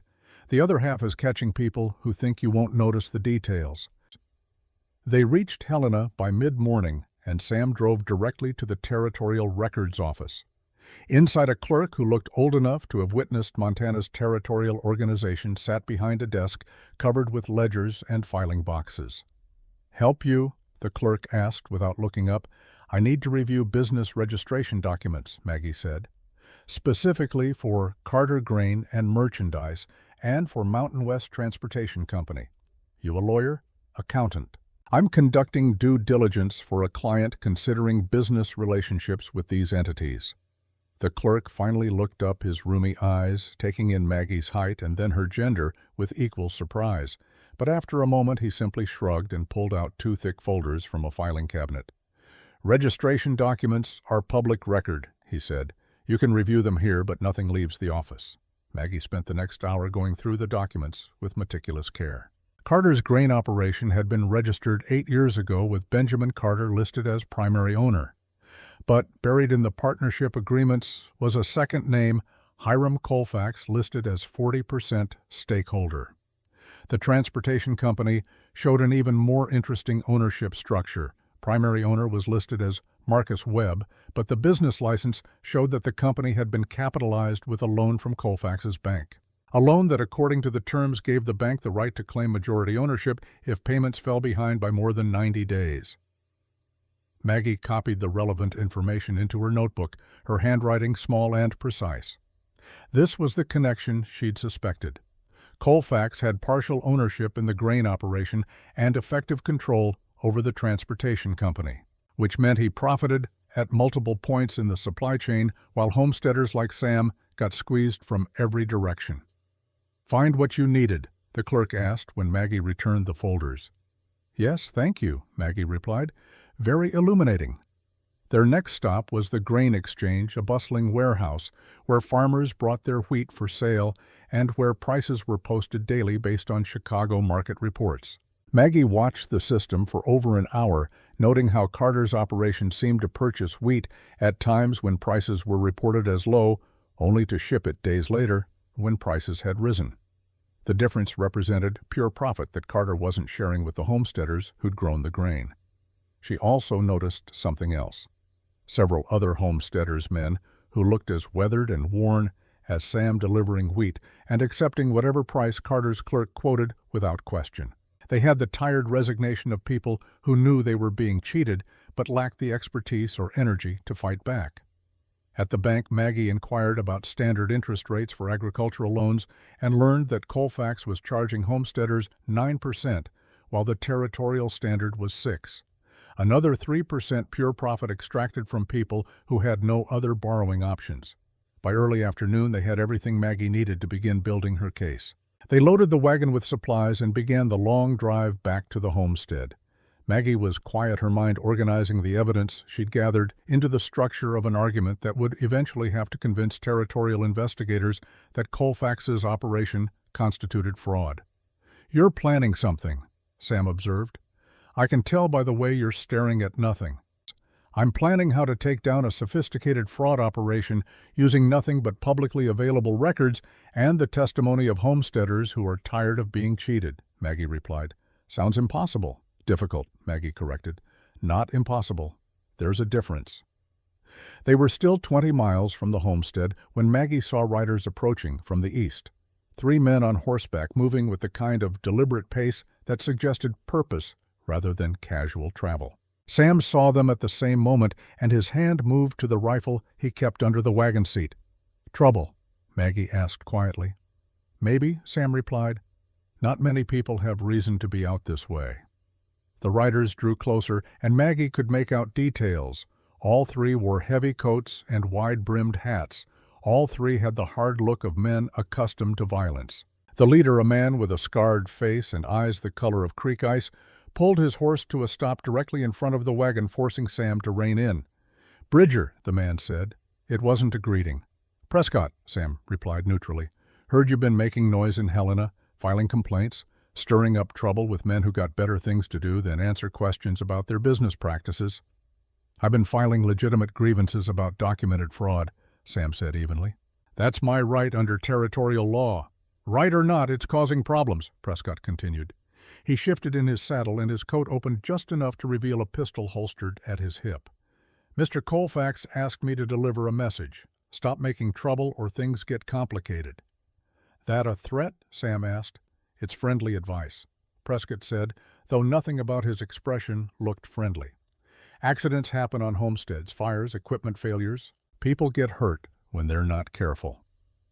Maggie felt her heart hammering, but kept her voice steady when she said, "Threatening a territorial citizen is a criminal offense. I'm sure Sheriff Morrison would be interested to hear about this conversation." Prescott's ice-colored eyes shifted to her, and Maggie felt the weight of his assessment. "You must be the mail-order bride. Tall drink of water, ain't you?" Colfax mentioned. "You've been sticking your nose in business that don't concern you." "The business of documented fraud concerns every citizen of this territory," Maggie replied. "And I'm not a mail-order bride. I'm an accountant conducting lawful review of commercial transactions." "Accountant," Prescott repeated, making it sound like an insult. "Well, Miss Accountant, you're making some important people angry. That's a dangerous thing to do out here, where help is 40 miles away, and winter can kill you just as dead as a bullet." Sam's hand was definitely on the rifle now, though he hadn't yet pulled it into view. "You've delivered your message, Prescott. Now you can move along." For a moment Maggie thought Prescott might escalate. His 2 companions had fanned out slightly, creating angles that would make them difficult targets if shooting started. But then Prescott smiled, the expression cold as the winter wind, and said, "Just remember what I told you, Bridger. Accidents happen. Be a shame if something happened to your new accountant before she finished whatever it is she thinks she's doing." The 3 riders moved off at an unhurried pace. Sam waited until they were out of rifle range before releasing his breath in a cloud of frozen mist. "That was Dutton Prescott," he said quietly. "Colfax's enforcer, handles problems that can't be solved with lawyers. He threatened us," Maggie said, angry now that the immediate danger had passed. "Made specific threats about accidents and fires." "And we got no witnesses except ourselves," Sam replied. "Our word against his. Colfax probably made sure Prescott can account for his time today if we try to file a complaint." "So he just gets away with it." Sam urged the horses forward, the wagon resuming its journey toward the homestead. "For now. But you notice what he said? That we're making important people angry. That means what you're doing is working, means they're worried." People don't send enforcers to deliver threats unless they're afraid of what might get exposed. Maggie considered this. Sam was right. If Colfax felt secure in his schemes, he wouldn't have bothered trying to intimidate them. The fact that he'd sent Prescott meant the investigation was hitting close to something worth protecting. "We keep going," Maggie said. "But we're more careful. Document everything. Make copies of our evidence and store them somewhere Prescott can't reach them if he decides to escalate from threats to action." "There's a lawyer in Helena," Sam said. "Name's Warren. Judge Warren, though he retired from the bench 5 years back. He's honest, which is rare, and he hates Colfax, which is useful. We could give him copies of what you're building." "How do you know he's trustworthy?" "He ruled against Colfax in a land dispute case. Cost Colfax about 2,000 acres he'd been planning to claim through some legal technicality. Warren didn't care that Colfax had money and influence, just cared about what the law actually said." Sam glanced at Maggie. "Figure a man who'll stand up to Colfax in court is a man who won't turn around and sell us out." They reached the homestead as twilight was settling across the snow-covered fields. Sam helped Maggie unload her share of the supplies and carry them to her cabin. As he was leaving, he paused in the doorway. "You handled yourself well today," he said. "With Prescott. A lot of people would have backed down when a man like that makes threats." "I've spent my life dealing with men who try to make me smaller," Maggie replied. "One more bully with a gun doesn't change anything." Sam nodded slowly. "Anna used to say something similar, that the world was full of men who wanted to diminish strong women, that the trick was refusing to cooperate with your own diminishment." He was quiet for a moment. "She would have liked you, I think." It was perhaps the highest compliment Sam could have offered. Maggie felt something warm settle in her chest, chasing away some of the cold fear that Prescott's threats had instilled. "Thank you," she said quietly. After Sam left, Maggie spent the evening organizing her notes and making duplicate copies of the most important evidence. Business registrations showing Colfax's ownership stakes, price comparisons proving Carter's grain operation was underpaying homesteaders, loan documents showing excessive interest rates. She worked by lamplight, her hand cramping from the small, precise writing, but by midnight she had complete duplicate records that could be stored separately. The next morning, Sam drove into Helena alone, delivering the duplicate documents to Judge Warren with instructions that they be kept secure and only released if something happened to prevent Sam and Maggie from completing their investigation. When he returned that evening, he brought a letter from Warren confirming receipt and offering whatever legal assistance might be needed to ensure justice was served. "Warren said to tell you he's impressed," Sam reported. "Said in 30 years of law practice he's rarely seen fraud documented so thoroughly. Thinks we have enough to get the Territorial Attorney General involved." "When?" Maggie asked. "Soon, but he suggested we wait until we have testimony from other homesteaders. Make it clear this isn't just about my operation, but a pattern of fraud affecting multiple victims." So Maggie began the careful work of reaching out to other homesteaders, the men she'd seen at the grain exchange, accepting whatever price Carter quoted. She wrote letters introducing herself as an accountant and offering free review of their business records. She kept the tone professional and made no mention of fraud or investigation, simply offering a service that might help them better understand their financial situations. Responses came slowly. Some homesteaders ignored the letters, entirely too suspicious or too beaten down to believe help might be available. But others wrote back cautiously interested. By the end of January, Maggie had reviewed records for 4 other operations and had found the same patterns of systematic overcharging and underpayment. Each case she documented meticulously. Names, dates, specific transaction amounts. The evidence accumulated until it filled an entire ledger. Not just Sam's story, but a pattern affecting dozens of homesteaders across the territory. All of them being bled slowly by men who understood that isolated farmers had few options and less expertise to fight back. It was late February when the next threat came. Maggie was working in her cabin when she smelled smoke. Not wood smoke from the stove, but something sharper. Chemical.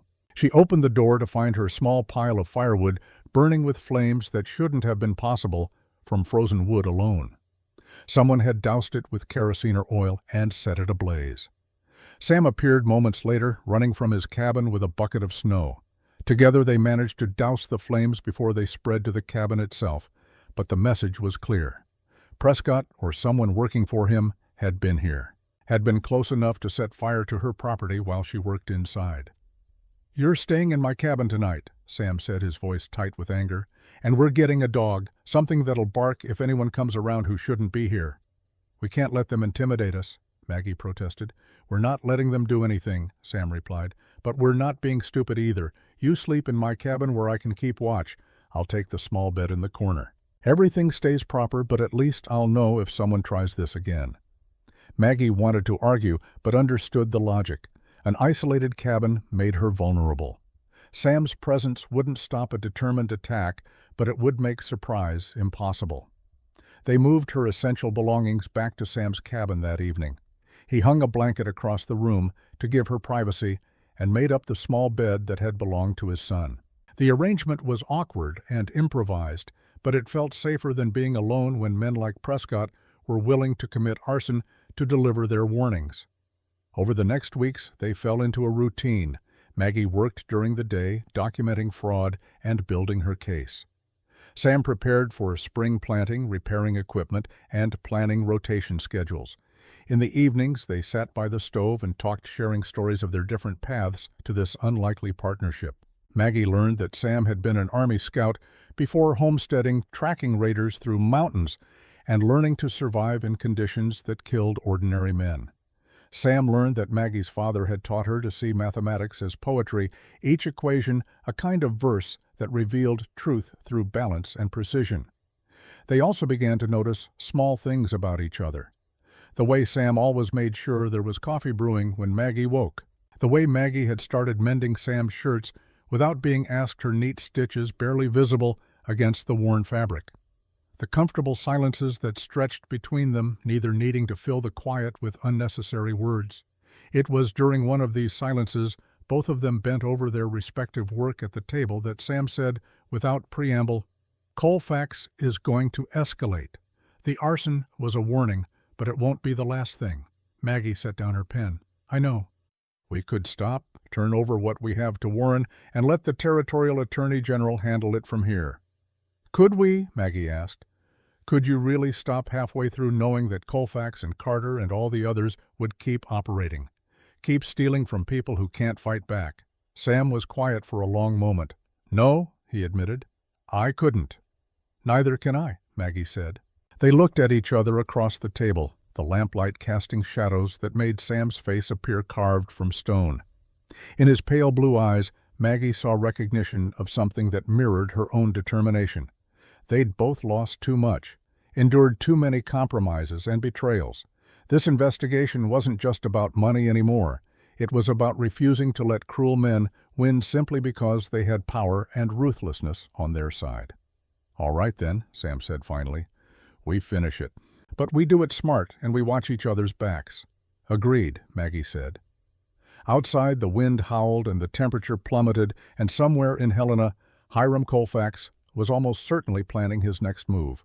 But inside the warm cabin, two people who'd been discarded and dismissed by a society that had no use for tall women or grieving widowers bent over their work and built something that might actually matter. They built a case. They built trust. And slowly, without either of them quite noticing when it began, they built something else too, something that felt almost like hope. March arrived with the kind of false promise that Montana winters specialized in delivering. 2 days of temperatures climbing above freezing snow, melting into mud that sucked at boots and wagon wheels, followed by a storm that buried everything under 18 fresh inches and dropped the temperature back to 10 below. Sam called it the betrayal month, when spring seemed close enough to touch, but winter refused to release its grip. Maggie stood at the cabin window watching Sam work in the equipment shed, preparing the seed drill for planting season, still weeks away. He moved with the careful efficiency of someone who'd learned that maintaining equipment in Montana required treating metal like living things that needed constant attention, or they'd fail when you needed them most. She returned to the table where her investigation had grown into something larger than she'd initially imagined. 4 ledgers, now each one documenting a different aspect of Colfax's fraud network. The first tracked his ownership stakes in supposedly independent businesses. The second detailed systematic overcharging across dozens of transactions. The third compiled testimony from 7 homesteaders who'd agreed to go on record about being cheated. The fourth, the one she'd just started, attempted to calculate total damages across all victims. The numbers were staggering. Over the past 5 years, Colfax's network had extracted an estimated $43,000 from homesteaders who could least afford it.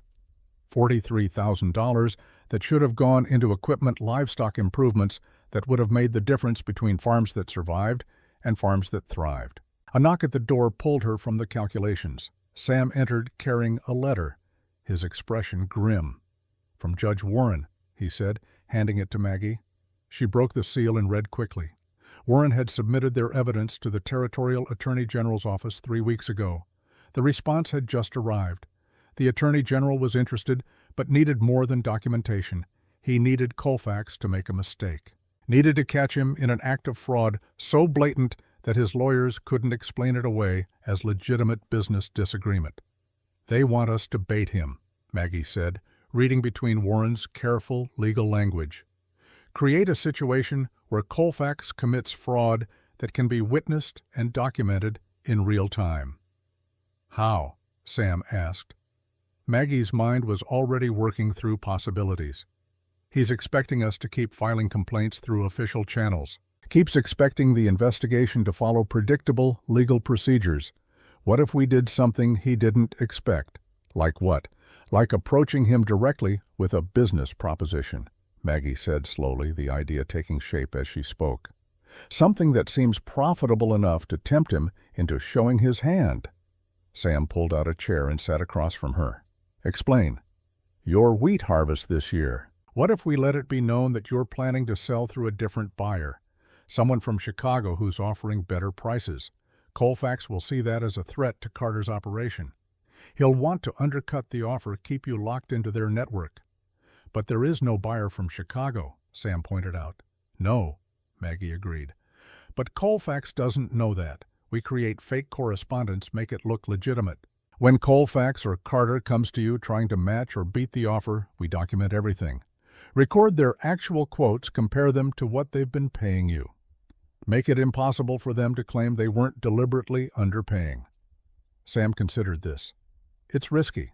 If Colfax figures out the Chicago buyer is fake, we lose credibility. Whole investigation could fall apart." "Only if we do it poorly," Maggie replied. "But I can create documentation that will pass any inspection. Letters on proper letterhead, references to actual Chicago grain brokers, prices that align with real market rates. Make it convincing enough that Colfax has no reason to doubt it.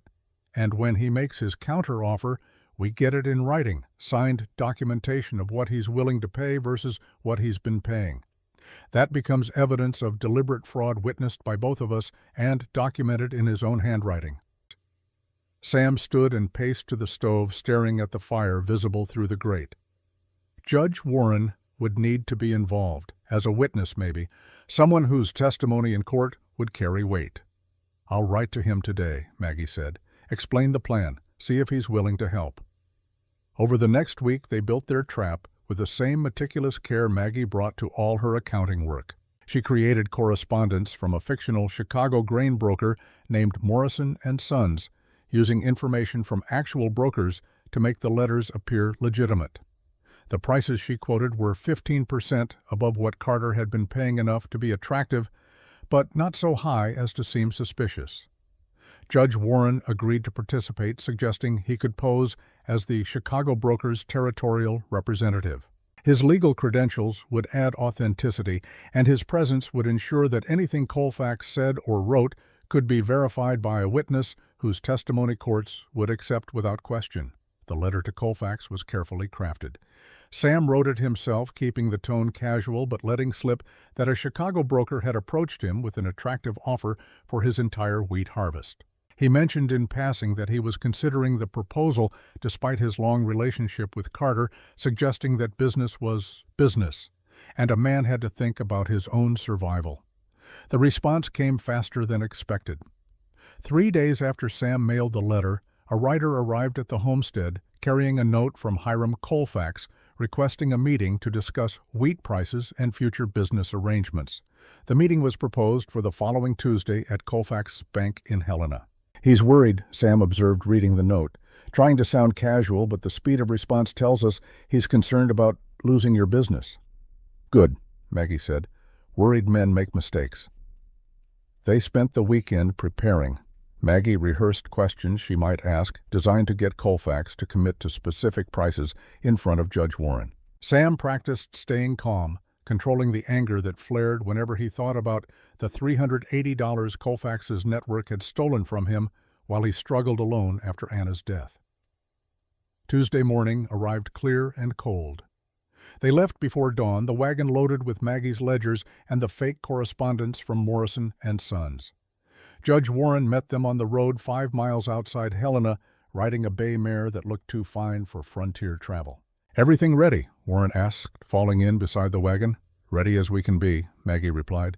"You understand the role: Chicago grain brokers representative authorized to negotiate on Morrison and Sons' behalf," Warren recited. "I've brought contracts that look legitimate enough to pass inspection. Colfax won't be able to tell their theatrical props unless he sends someone to Chicago to verify, which he won't have time to do." They reached Helena by mid-morning and went directly to the bank. Colfax was waiting in his glass-walled office, dressed in a suit that probably cost more than Sam made in a good harvest year. He stood when they entered, his expression shifting from welcoming to suspicious when he saw Judge Warren. "Bridger," Colfax said, extending his hand. "Good to see you. And Miss Chen." He didn't offer to shake her hand. "I wasn't expecting additional company." "This is Judge Warren," Sam said, "representing Morrison and Sons out of Chicago. Since we're discussing significant business arrangements, I thought it appropriate to have legal counsel present." Colfax's smile tightened, but he gestured to chairs arranged around a conference table. "Of course. Always wise to have proper representation in business matters." They sat, and Colfax wasted no time. "I understand you've received an offer from a Chicago broker. I wanted to discuss that before you make any commitments. Carter and I have had a long relationship with your operation. I'd hate to see that end over a misunderstanding about pricing." "No misunderstanding," Sam said evenly. "Morrison and Sons offered me $12 per hundredweight for my wheat. That's 15% higher than what Carter paid me last harvest." "Market fluctuations," Colfax said smoothly. "Last year was difficult for everyone. Transportation costs were higher. Demand was lower in certain quarters. Carter had to adjust his prices accordingly." "According to the Chicago Board of Trade reports," Maggie interjected, pulling out one of her ledgers, "wheat prices last September were actually 8% higher than the previous year. Transportation costs on the Helena to Chicago route decreased by 3% due to new rail competition, so Carter's prices should have gone up, not down." Colfax's gaze shifted to her, and Maggie saw calculation happening behind his eyes. "Miss Chen, I'd forgotten you have an interest in market analysis." "I have an interest in accurate accounting," Maggie replied, "which requires understanding the markets that drive agricultural pricing." Judge Warren cleared his throat. "Perhaps we could discuss Morrison and Sons' current offer. I'm authorized to finalize terms today if Mr. Bridger finds them acceptable." Colfax leaned back in his chair, fingers steepled beneath his chin. "What exactly is the offer?" Warren pulled out the fake contracts. $12 per hundredweight for the entire harvest. Payment within 30 days of delivery. Transportation costs covered by Morrison and Sons. A 3-year commitment with guaranteed minimum prices regardless of market fluctuations. It was a good offer, better than good. The kind of offer that would transform Sam's operation from merely surviving to actually profitable. Maggie watched Colfax process this information, saw the moment he realized he was at risk of losing not just Sam's business, but potentially other homesteaders who might hear about Morrison and Sons and start asking why Carter wasn't offering similar terms. "I see," Colfax said slowly. "That's certainly generous, though I have to wonder about the sustainability of such terms. 3-year guarantee regardless of market conditions. That suggests either Morrison and Sons has deeper pockets than most brokers, or they're not being entirely realistic about market volatility." Morrison & Sons is one of the largest grain brokers in Chicago, Warren said, with the confidence of someone who'd actually researched the company, even though their involvement was fictional. They can absorb short-term market fluctuations in ways smaller operations cannot. Colfax was quiet for a long moment. Then he said, "What would it take to keep your business with Carter Bridger? I'm prepared to match the price, $12 per hundredweight, and I'll extend Carter's offer to include the same 3-year guarantee." "In writing?" Sam asked. "Of course in writing. I'll have my clerk draw up a contract this afternoon." "I'd like to see the pricing you've offered Mr. Bridger for the past 3 years," Maggie said, "to compare with current market rates and ensure the new terms represent genuine improvement." Colfax's expression went cold. "I don't see how that's relevant to current negotiations." "It's relevant if we're discussing business relationships built on trust," Maggie replied calmly. "Mr. Bridger deserves to understand whether previous pricing was fair or whether he's been systematically underpaid." "That sounds like an accusation, Miss Chen." "It's a request for transparency," Maggie said, "which any honest businessman should welcome." The tension in the room crystallized into something sharp and dangerous. Colfax stood slowly, his movements deliberate and controlled in the way of men who'd learned to mask anger with courtesy. "I think we're done here," Colfax said. "Mr. Bridger, if you'd like to accept Carter's offer, have your attorney contact my office. We'll draw up appropriate contracts. But I won't sit here and be accused of dishonesty by an accountant who's been in Montana less than 3 months." "No one's accusing anyone," Judge Warren interjected smoothly. "Miss Chen simply asked to review historical pricing. That's standard due diligence in any business negotiation." "Standard or not, I'm declining to provide it," Colfax replied. "My books are my business. If Bridger doesn't trust Carter's pricing, he's free to take his wheat elsewhere." He looked at Sam directly. "But understand that Carter isn't the only business relationship you have in this territory. Your equipment supplier, your seed dealer, the bank that holds your mortgage. All of those relationships exist within a network of mutual trust and cooperation.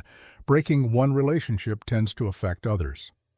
It was a threat barely dressed in civilized language.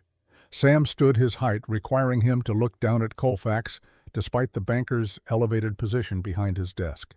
"Sounds like you're saying if I don't sell to Carter, you'll make sure no one else in Helena does business with me," Sam said flatly. "I'm saying business relationships have consequences," Colfax replied. "Good ones and bad ones. A man chooses his partners and lives with the results." "He's worried," Sam observed when the reply arrived. "Trying to sound casual, but the speed of response tells us he's concerned." They left without further conversation. Outside the bank, Judge Warren exhaled slowly. "He threatened you directly," Warren said, "in front of witnesses. That's actionable." "But not proof of fraud," Maggie replied, frustration evident in her voice. "He's too careful, knows exactly how far he can push without actually committing a prosecutable offense." "Did you notice what he didn't do?" Sam asked. They were walking toward the wagon, speaking quietly to avoid being overheard. "He didn't ask to verify Morrison & Sons, didn't request references or business credentials, just assumed the offer was real and moved to counter it." Because he couldn't afford to wait, Maggie realized. If Morrison & Sons was real and he took time to verify, he'd lose your business before he could match the offer. "Which means he's desperate," Judge Warren observed. "Desperate enough to make mistakes if we push harder." They spent the afternoon at Warren's office reviewing what they'd learned and planning next steps. The judge pulled out law books and territorial statutes, finding precedents for prosecuting business fraud when victims could demonstrate systematic deception. "The problem is documentation," Warren explained.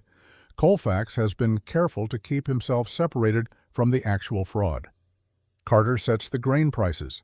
Henderson charges for seeds. The transportation company bills for shipping. Colfax just owns pieces of each operation, which isn't itself illegal." "But the pattern proves coordination," Maggie argued. "All of these businesses systematically overcharge or underpay in ways that benefit Colfax. That can't be coincidence." "Agreed," Warren said. "But proving coordination requires either internal documents showing Colfax directed the fraud or testimony from someone inside the network willing to turn against him." "Carter," Sam said suddenly. "Ben Carter. He's the one who's actually been underpaying me." if we could get him to testify against Colfax in exchange for reduced prosecution. He'd need significant motivation, Warren replied. Right now he's protected by his partnership with Colfax. We'd have to offer him something better than that protection. Maggie was already thinking through possibilities. Carter's grain operation was profitable, but not hugely so. Most of his margin came from the underpayment scheme. If that scheme was exposed, Carter would face prosecution and likely prison time. But if he cooperated, testified against Colfax, provided the internal documents that proved coordination, then perhaps the Territorial Attorney General would be willing to offer immunity. "We need leverage," Maggie said. "Something that makes Carter more afraid of prosecution than he is of Colfax." Over the next 2 weeks, they built that leverage with systematic precision. Maggie documented every transaction between Carter's grain operation and Sam's homestead, calculating the exact underpayment on each sale. She cross-referenced those numbers with Chicago Board of Trade reports, proving that Carter had access to accurate market prices and chose to ignore them when dealing with homesteaders. She also began investigating Carter's other business dealings, requesting public records of his transactions with other farmers. The pattern was consistent. Carter paid homesteaders 15 to 20% below fair market value while reporting to his Chicago contacts that he'd paid full price. The difference disappeared into profits that were split between Carter and Colfax according to their partnership agreement. The evidence filled 2 additional ledgers, not just Sam's story anymore, but a systematic fraud affecting 37 homesteaders across Montana Territory. Total damages exceeded $60,000 over a 5-year period. Enough money to represent criminal fraud on a scale that would attract attention from territorial prosecutors looking to make examples of corrupt businessmen.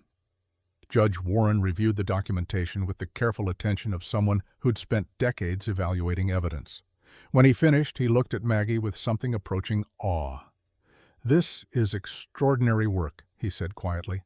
"I've prosecuted fraud cases for 20 years, and I've never seen accounting this thorough. Every claim is documented, every calculation is verified, every connection is proven with primary sources." "Will it be enough?" Maggie asked. "More than enough," Warren replied. "The Territorial Attorney General will have no choice but to prosecute once he sees this. The question is whether we offer Carter immunity in exchange for testimony or simply let the evidence speak for itself." "We offer immunity," Sam said. "Not because Carter deserves it, but because his testimony puts Colfax behind bars. Without Carter, Colfax's lawyers might convince a jury that the fraud was Carter's idea and Colfax was an innocent investor." They sent the offer through Warren, who contacted Carter's attorney with a simple proposal. Testify truthfully about Colfax's involvement in the price-fixing scheme, provide internal documents proving coordination, and the Territorial Attorney General would recommend immunity from prosecution. Refuse, and Carter would face the same criminal charges as Colfax with the same potential prison sentence. The response came 3 days later. Carter agreed to testify in exchange for full immunity and relocation assistance to leave Montana Territory after the trial. He was more afraid of Colfax's retaliation than he was of prosecution, which told Maggie everything she needed to know about how Colfax maintained control over his network. With Carter's cooperation, the case transformed from strong to overwhelming. Internal documents showed Colfax directing the price-fixing scheme through coded language in business correspondence. Ledgers proved profit-sharing arrangements that made Colfax's coordination undeniable. Carter's testimony would provide first-hand accounts of meetings where Colfax explicitly instructed him to underpay homesteaders and manipulate market reports. Judge Warren submitted everything to the Territorial Attorney General's office in late March with a cover letter explaining the scope of the fraud and the strength of the evidence. The response was swift. But 3 days before the scheduled trial disaster struck, a clerk at the Territorial Attorney General's office discovered that one of Maggie's key documents had been misfiled. The business registration showing Colfax's 40% ownership of Carter Grain was missing. Without that document, the connection between Colfax and the grain operation became circumstantial. Carter's testimony would still matter, but Colfax's lawyers could argue that Carter was a rogue partner acting independently. "We're not beaten yet," Judge Warren insisted when Maggie arrived at his office white-faced with the news. "The original is still on file in Helena. We just need to retrieve it." But when they sent a runner to the Helena Records office, they discovered something worse. The office had suffered a small fire 2 nights earlier. Minimal damage, authorities said, just some smoke and water in one filing room. The room, coincidentally, where territorial business registrations were stored. "Prescott," Sam said grimly. "Has to be. Too convenient for coincidence." Maggie stood at Warren's window, staring out at Helena's streets. After months of work, after documenting everything so carefully, they were going to lose because of fire and missing papers. "Wait," she said suddenly. "I made duplicate copies. Of everything. Remember, after Prescott threatened us the first time." Warren's face brightened. "Where are they?" "In your office," Maggie replied. "You've had them since March." Warren pulled open his filing cabinet, and there, preserved exactly as Maggie had copied them 4 months earlier, were complete duplicates of every document they needed, including the business registration showing Colfax's ownership stake. With the duplicate documents secured, the evidence was resubmitted. The Attorney General opened a formal criminal investigation, issued subpoenas for Colfax's business records, and scheduled the trial for late April. Colfax's lawyers never knew how close they'd come to escaping through burning records and bureaucratic incompetence. The Attorney General opened a formal criminal investigation, issued subpoenas for Colfax's business records, and began interviewing the 37 homesteaders who'd been identified as victims. News of the investigation spread through Helena like fire through dry grass. Maggie heard about it secondhand from a merchant who'd stopped at the homestead delivering supplies. Colfax had been questioned by territorial marshals. His bank records were being audited. Business associates were distancing themselves, claiming they'd had no knowledge of any fraudulent schemes. "People are saying you're responsible," the merchant told Maggie, his tone equal parts respectful and wary, "that you built the case that brought down Hiram Colfax." "I just documented the truth," Maggie replied. "The numbers were always there. I just made them visible." But it was more than that, and she knew it. The investigation represented months of careful work, countless hours reviewing documents and cross-referencing records and building connections that no one else had bothered to notice. It represented the expertise she'd spent years developing, the skills her father had taught her when he insisted that mathematics was the only truly objective measure of truth in a world full of subjective opinions. The Territorial Attorney General scheduled Colfax's trial for late April, giving prosecutors time to prepare the case using Maggie's documentation as their primary evidence. Judge Warren would testify about the attempted intimidation at the bank. Carter would provide insider testimony about Colfax's directives. And Maggie would present the financial evidence, walking the jury through the systematic fraud in language clear enough that men with no accounting background could understand how they'd been cheated. It was during the second week of April, with spring finally asserting itself over winter's resistance, that Maggie walked out to find Sam working in the field that would soon be planted with wheat. He was testing soil moisture, running the dark earth through his fingers with the focused attention of someone whose survival depended on reading subtle signs correctly. "Ready for planting?" Maggie asked, coming to stand beside him. "Another week," Sam replied. "Ground needs to warm up just a bit more. But yes, almost ready." They stood in silence for a moment, looking out over the 160 acres that Sam had fought so hard to keep. The land that had cost him his wife and son, but which represented the only permanence he had left in a world that took more than it gave. "After the trial," Sam said without looking at her, "what will you do?" It was a question Maggie had been avoiding asking herself. The investigation was nearly complete. The trial would be over by May. Her original employment agreement had been month to month, with no long-term commitment on either side.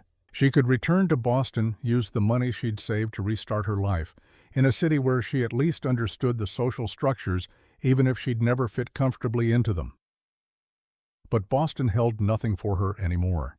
The factory was still closed, her mother was still dead, the boarding houses and tenements still full of people who looked at her height and her heritage as things to be explained or overcome rather than simply accepted as facts of her existence. "I don't know," Maggie admitted. "I haven't thought that far ahead." "Well," Sam said, finally turning to look at her directly, "I have." He reached into his coat pocket and pulled out a small wooden box.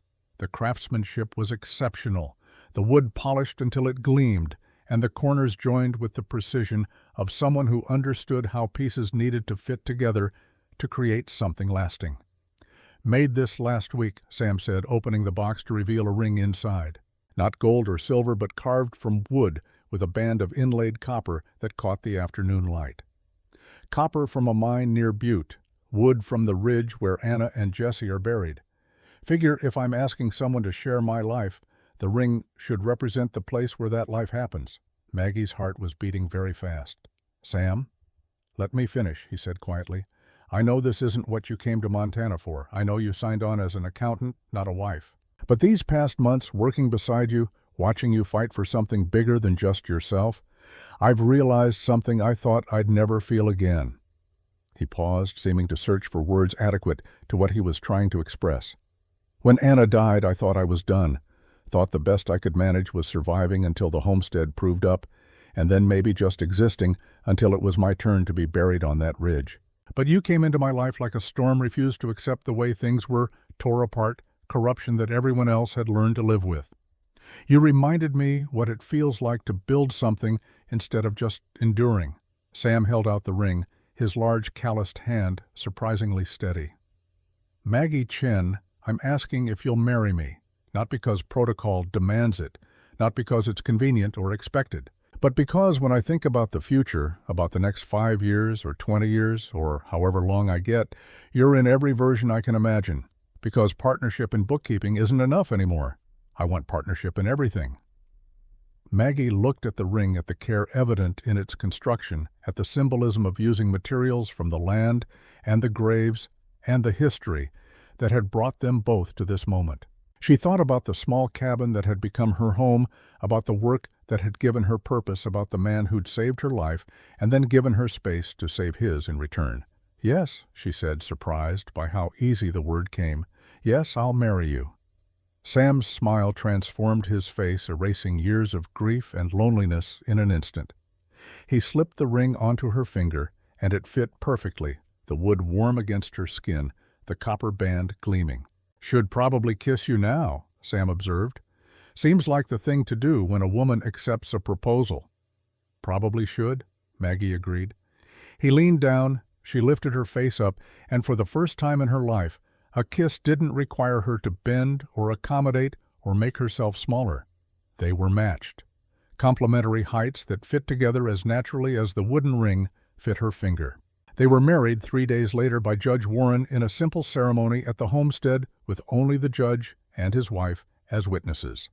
Maggie wore her best dress, the navy wool she'd sewn herself, and Sam wore the only suit he owned, brushed clean and mended, where moths had found the fabric during years of storage. The vows were traditional, to have and to hold, for richer or poorer, in sickness and in health. But when Sam slipped a second ring onto Maggie's finger alongside the wooden one, this one made of plain gold that had belonged to his mother, she understood that the vows meant more than just words. They meant choosing partnership over isolation, choosing to build together rather than merely survive separately. That night, they consummated the marriage in the cabin that had been Sam's and was now theirs. Maggie had worried it might feel strange sharing space with the ghosts of Anna and Jesse. But Sam had changed things, moved the small bed out to storage, replaced it with shelves for Maggie's growing collection of ledgers and documents, made room for her presence in ways that honored the past without being trapped by it. In the darkness, lying beside the man who was now her husband, Maggie felt something she hadn't experienced since her father's death. Belonging. Not the conditional belonging of people who accepted her despite her height or her heritage, but the absolute belonging of someone who was chosen exactly as she was, with no requirements to diminish or apologize or explain herself. "What are you thinking?" Sam asked, his voice quiet in the darkness. "That I came to Montana expecting to marry a banker, and instead I married a homesteader," Maggie replied, "and that this is infinitely better." "Better than a banker," Sam's tone held gentle humor. "That's not saying much."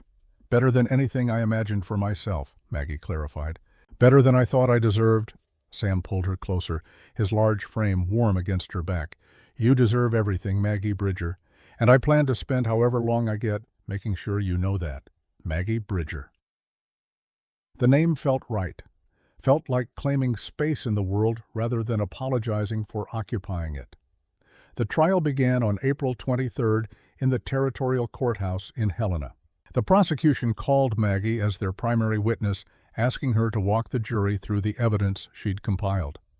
For 3 hours, she explained the accounting using visual aids and simplified language to make complex fraud comprehensible to men who'd never balanced a ledger. She showed them how Colfax owned pieces of businesses that claimed to be independent, demonstrated how those businesses systematically cheated homesteaders through coordinated pricing schemes, calculated total damages, and explained how the stolen money had flowed through Colfax's network and eventually into his personal accounts. The jury, 12 men ranging in age from 30 to 60, listened with increasing attention. Several took notes. Others simply stared at the charts and documents Maggie presented, their expressions shifting from confusion to understanding to anger as they realized the scope of what had been done. Carter testified next, providing insider details that confirmed everything Maggie's accounting had revealed. He described meetings where Colfax explicitly directed the price fixing, produced letters where Colfax instructed him to manipulate market reports, admitted that he'd participated in fraud but claimed he'd done so under Colfax's direction and control. The defense tried to discredit Carter as a criminal trying to save himself by blaming his partner. But Judge Warren's testimony about Colfax's threats at the bank undermined that strategy. Then the prosecution called 3 other homesteaders who described similar experiences of being systematically underpaid and overcharged by businesses Colfax controlled. The pattern was undeniable, the evidence overwhelming. After 4 days of testimony and 2 hours of deliberation, the jury returned a guilty verdict on all 17 counts of fraud, conspiracy, and theft. Judge Wilson, presiding over the case, sentenced Colfax to 12 years in territorial prison and ordered restitution of $63,000 to be distributed among the victims. Colfax's business assets would be liquidated to pay the restitution, effectively destroying the network he'd spent years building. Maggie watched from the gallery as Colfax was led away in chains. He didn't look at her or Sam or any of the homesteaders who'd come to witness his conviction, just stared straight ahead with the blank expression of someone whose carefully constructed world had collapsed in the span of 4 days. Outside the courthouse, homesteaders approached Maggie and Sam with gratitude that was almost overwhelming. Men who'd lost hundreds of dollars to Colfax's schemes shook her hand and thanked her for caring enough to fight back. Women whose families had struggled while Colfax profited hugged her and called her a hero. "Not a hero," Maggie protested. "Just an accountant doing her job." "You did more than a job," one farmer's wife insisted. "You gave us justice when everyone else said we just had to accept how things were." That night, back at the homestead, Sam and Maggie sat on the porch watching the sunset over fields that would soon be green with growing wheat. The restitution money, when it finally came through, would transform the operation. New equipment, irrigation systems, reserves for bad years. Everything Sam had needed but couldn't afford while Colfax was stealing his profits. "We did it," Sam said quietly. "You did most of it," Maggie replied. "I just organized the evidence." "You did everything that mattered," Sam corrected. "I saved you from freezing in a blizzard. You saved 37 families from financial ruin. Think you got the better end of that bargain." Maggie leaned against his shoulder at peace in the quiet that stretched between them. In the distance, she could hear the first meadowlarks of spring, their songs carrying across the still frozen earth like promises that winter would eventually end. 1 year later, Maggie sat in the same spot on the porch, but now she held a baby in her arms. Sarah Chen Bridger, born in early May during a thunderstorm that had Sam pacing anxiously while the midwife from Helena delivered their daughter with practiced efficiency. Sarah had Sam's pale blue eyes and what would likely become Maggie's height given the length of her infant limbs. She was perfect, impossibly small and fragile and perfect. "How's my girls?" Sam asked, coming out of the barn where he'd been tending to a mare about to foal. "Your girls are excellent," Maggie replied. though I think Sarah might need changing soon." Sam took the baby, gently handling her with the careful competence he brought to everything from equipment repair to marriage. He'd been afraid at first, terrified that fatherhood would resurrect memories of Jessie too painful to bear. But Sarah was her own person, demanding attention and care in ways that created new memories rather than merely echoing old ones. The homestead had transformed over the past year. New irrigation channels carried water to 52 acres of wheat that grew taller and healthier than anything Sam had managed in previous years. A new seed drill sat in the equipment shed alongside the old one, kept as backup. The cabin had been expanded, adding 2 rooms that would eventually hold the children Maggie and Sam planned to have. Maggie had expanded too, opening Chen Bridger Agricultural Accounting, a service that provided bookkeeping and financial management to homesteaders across Montana Territory. She had 12 clients now, all of them paying fair rates for expertise that helped them avoid the kind of fraud that had nearly destroyed Sam's operation. The business operated from a small office they'd built adjacent to the main cabin, with filing cabinets full of ledgers and correspondence that documented the growing agricultural economy of a territory transforming itself into what would eventually become a state. Judge Warren stopped by once a month to review legal questions and have dinner with them. He'd become something between a friend and a father figure, the older man who'd helped them navigate the legal complexities of bringing down Colfax, and who now delighted in playing grandfather to Sarah. "She's going to be tall," Warren observed during one visit, watching Sarah grab at his finger with surprising strength, "probably taller than her mother." "Good," Maggie said firmly. "The world needs more tall women who refuse to apologize for taking up space." 10 years later, Maggie stood in that same office watching her 4 children play in the yard outside. Sarah, at 10, was indeed tall, already approaching 5.5 feet and showing signs she'd eventually match or exceed Maggie's height. Sam Jr. at 7 had his father's build and his mother's head for numbers. Anna at 5 was small and fierce, named for the woman who'd built this homestead before Maggie arrived. Jessie at 2 was chaos incarnate, destroying everything within reach with the cheerful determination of a tornado. The homestead now covered 320 acres, purchased with profits from wheat sales that had been honest and fair since Colfax's network collapsed. Sam employed 8 workers during harvest season and had built a reputation as one of the most successful agricultural operations in the territory. Maggie's accounting business had grown correspondingly. She now served 43 homesteads, helping manage everything from tax preparation to equipment purchasing to market analysis. Several of her clients had become successful enough to expand their own operations, creating a network of prosperous farms that had transformed the economic landscape of this part of Montana. She'd also written a book, Homestead Accounting Manual, that was being used by farmers across the Western Territories. The book explained basic bookkeeping principles in language accessible to men who'd never had formal education, but who needed to understand numbers to survive. It had sold 3,000 copies in its first year and was being reprinted to meet continuing demand. "Mother," Sarah called from the yard, "Jessie's trying to eat dirt again." Maggie smiled and set down her pen. Some things never changed. Children needed supervision. Farms required constant work. Husbands needed reminding to come in from the fields before dark. Life continued in its messy, demanding, beautiful complexity. 20 years later, on their anniversary, Sam and Maggie sat on the porch watching the sun set over land they'd built together. Sam was 62 now, his hair completely gray, but his strength undiminished by age. Maggie was 48, her accounting expertise recognized throughout Montana, which had finally achieved statehood 3 years earlier.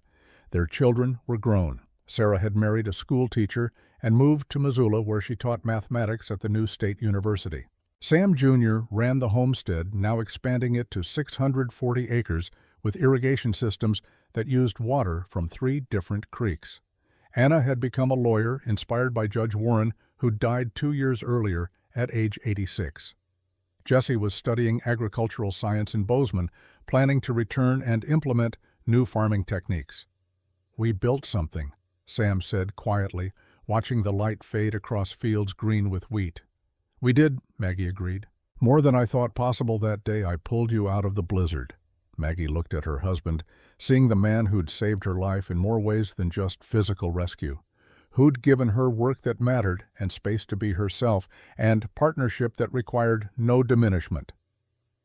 More than I thought possible when I stepped off that train expecting to marry a banker, she replied.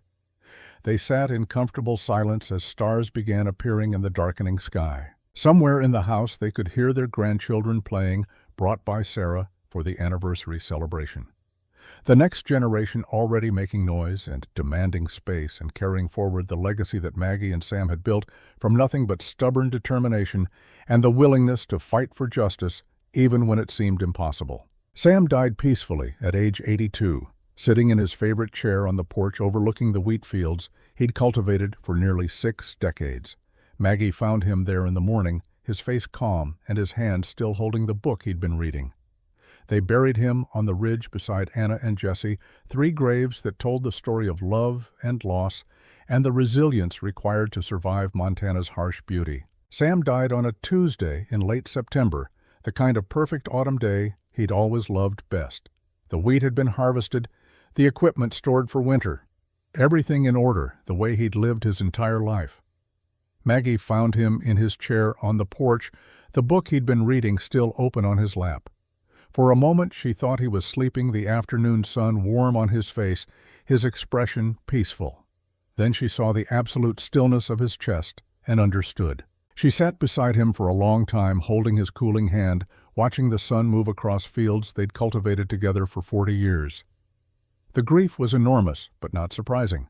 They'd both known this day would come, had talked about it with the same practical honesty they'd brought to everything else in their marriage. "You stayed long enough to see the harvest in," she told him quietly. "That's very like you, Sam Bridger, always making sure the work was finished before you rested." She thought about the man who'd ridden into a blizzard to save a stranger, who'd offered employment when he could have offered pity, who'd built a partnership based on respect rather than romance, though romance had come eventually, deep and abiding and real. "Thank you," she whispered, "for seeing me, for standing beside me, for 40 years of choosing partnership every single day." The sun set over the ridge where they would bury him tomorrow beside Anna and Jesse.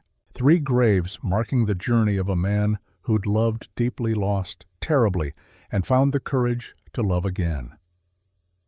Maggie sat with her husband's body until darkness fell, completely, the stars emerging one by one in the vast Montana sky.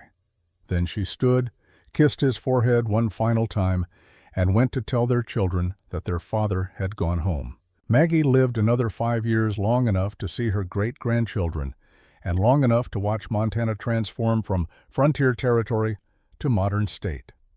She died in her sleep at age 73. Her ledgers and documents donated to the Montana Historical Society, where they became primary sources for historians studying territorial economics and the fight against frontier corruption. Her funeral drew over 200 people, homesteaders whose families she'd helped, students who'd learned accounting from her manual, lawyers who cited her fraud case as precedent, all of them gathering to honor a woman who'd arrived in Montana with 43 cents and built an empire of integrity.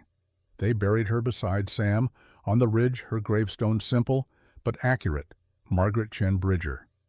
Accountant, homesteader, mother of Montana. In 2024, the homestead still operates. James Bridger, 5th-generation descendant, farms 1,200 acres using techniques that would amaze his great-great-great-grandmother, but which rest on principles she established. Sustainable cultivation, fair dealing, honest accounting. The things that matter don't change, only the tools used to implement them. Maggie's original ledgers are displayed at the Montana Historical Society, her precise handwriting still legible after 140 years. Visitors can see the evidence she compiled against Colfax, the documentation that brought down a corrupt network and established precedent for prosecuting business fraud in the American West. But the real legacy isn't in museums or history books.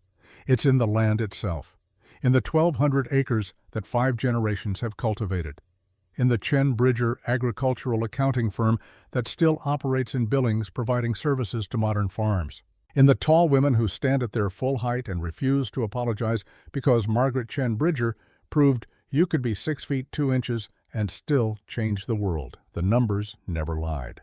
They just needed someone brave enough to make them tell the truth. Maggie was that person, and her truth echoed across more than a century, reminding everyone who listened that justice was possible if you were willing to do the math.